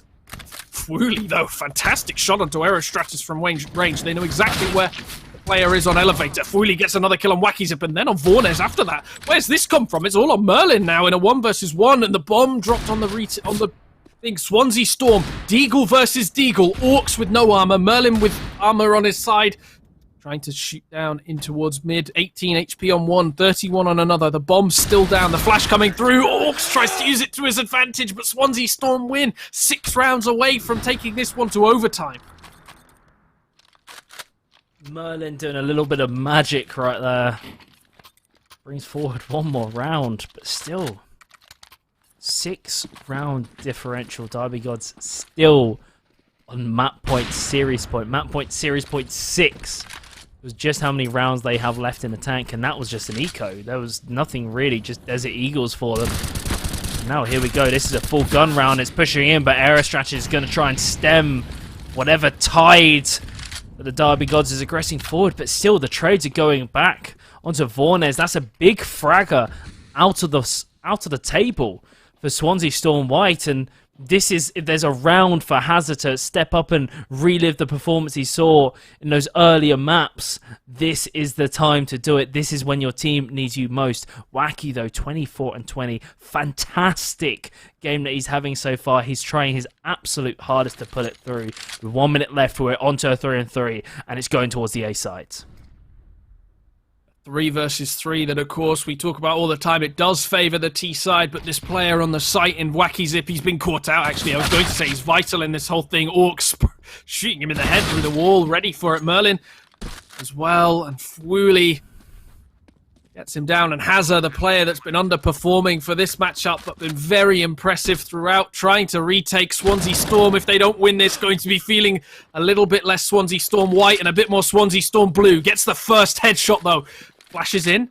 2 players. Orcs still alive as well. It's a player that we've been highlighting the whole game. Orcs gets the kill. Derby Gods win the match. They win the series, and they are your first grand finalist of this whole situation. Swansea Storm not out yet, though. They are going down into the lower bracket, and they do have a chance to come back. But Derby Gods are your winners today. Derby Gods, your first grand finalist for the 2021 Spring Split. They got to the grand finals through the upper bracket last time, and they've done it again. And this time, they defeated Swansea to get there. Swansea, valiant effort, valiant performance, but just was not enough left in the gas tank to really drive home. Some inconsistent performances, and Derby Gods from the back of Orcs and genuinely Fooly as well. Every single player had their moment. They were doing their job. Derby Gods, it's just a well-deserved win. Absolutely. They showed up massively today, and I think before the game we said 2-0 to Swansea Storm. We said 2-0 to Derby Gods, and if we said when it went to all 3 maps, it'd be 2-1 to Swansea Storm. And, well, we look stupid now, don't we? Every single result we could have said, except the one that actually happened, is what we said. So, anyway, we do actually have the updated brackets for you now, so you can see exactly what's gone on today, exactly who's played who and what's gone on. You can see, of course, we tuned into the Derby Gods versus Swansea Storm game. And while that was occurring, UWE Sea Stags played Oxford Brooks Vipers. They beat them 2-0. Bath A beat Half Natty Head Tappers 2-1 as well. It was a bit of a surprise in that matchup that Half Natty Head Tappers lost so extensively. But then Bath took on UWE Sea Stags. Remember, Half Natty Head Tappers and the Sea Stags are the 2 best in the competition. And both of them are out now. UWE Sea Stags have won 4 rounds on the trot, and Bath A beat them in that lower bracket. Really a surprise, 2-0. And we highlighted it before. I think it was a 16-9 and a 16-12, was it not?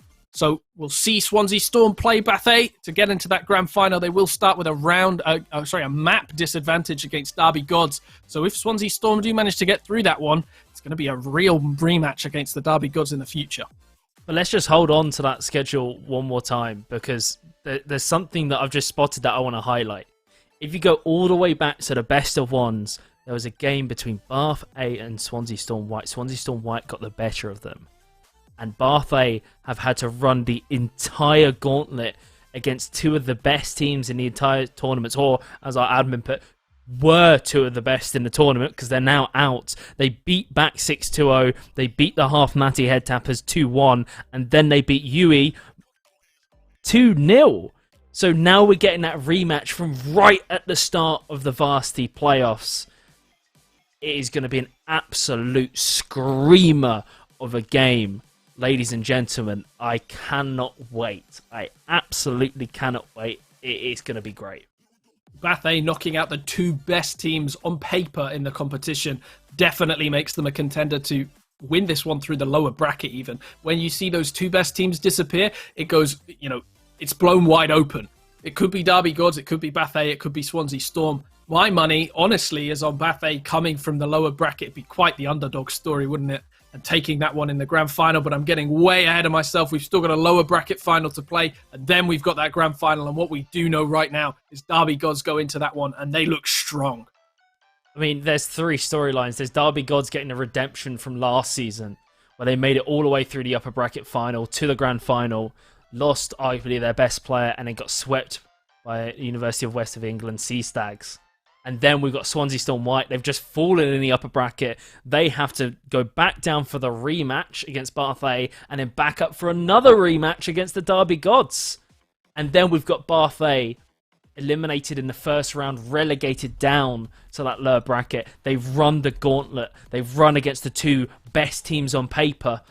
And now they've got that rematch against Swansea Storm and potentially that entire gauntlet run to come back with a vengeance and take it in the grand final. All three of these teams have performed exceptionally during the Varsity playoffs, and that lower bracket final is going to be phenomenal, and that grand final is going to be even better. Absolutely, you don't want to miss it. There is no way you want to miss it. Of course, this is our last week as a duo being on the Newell streams. Of course, you are going to see your regular second duo next week for their grand finals, but it has been a pleasure being on stream with you, Novocaine. It's been a pleasure working with everybody behind the scenes as well. We've had Phil on production today, Pace on the observing, and everybody in the staffing team for Newell. It's been absolutely fantastic, and most importantly, thanks to you guys for tuning in. If you guys weren't here, then we wouldn't be doing this at all. There would be no stream for you to watch, and well, there'd be nobody watching it. And of course, just as we're about to sign up, thank you to Unite Students, Twitch Student, and Logitech G, of course, our sponsors for this tournament. They help, fund the wonderful production team that we have behind us, ourselves as well, and being able to bring you these games at the highest level. And without them, it would be really, really difficult to do what we do. So, huge thanks to them. As you said, huge thanks to Phil and Pace for, keeping up with the craziness of some of these games. Thank you to you, Zach, for keeping me company this entire season. And I'm going to be tuning in next week. I'm sure Zach's going to be tuning in. I'm sure the entire production team's going to be tuning in, and you should too. So make sure you tune in next week for the grand finals, and before that, the lower bracket finals. We'll see you next week.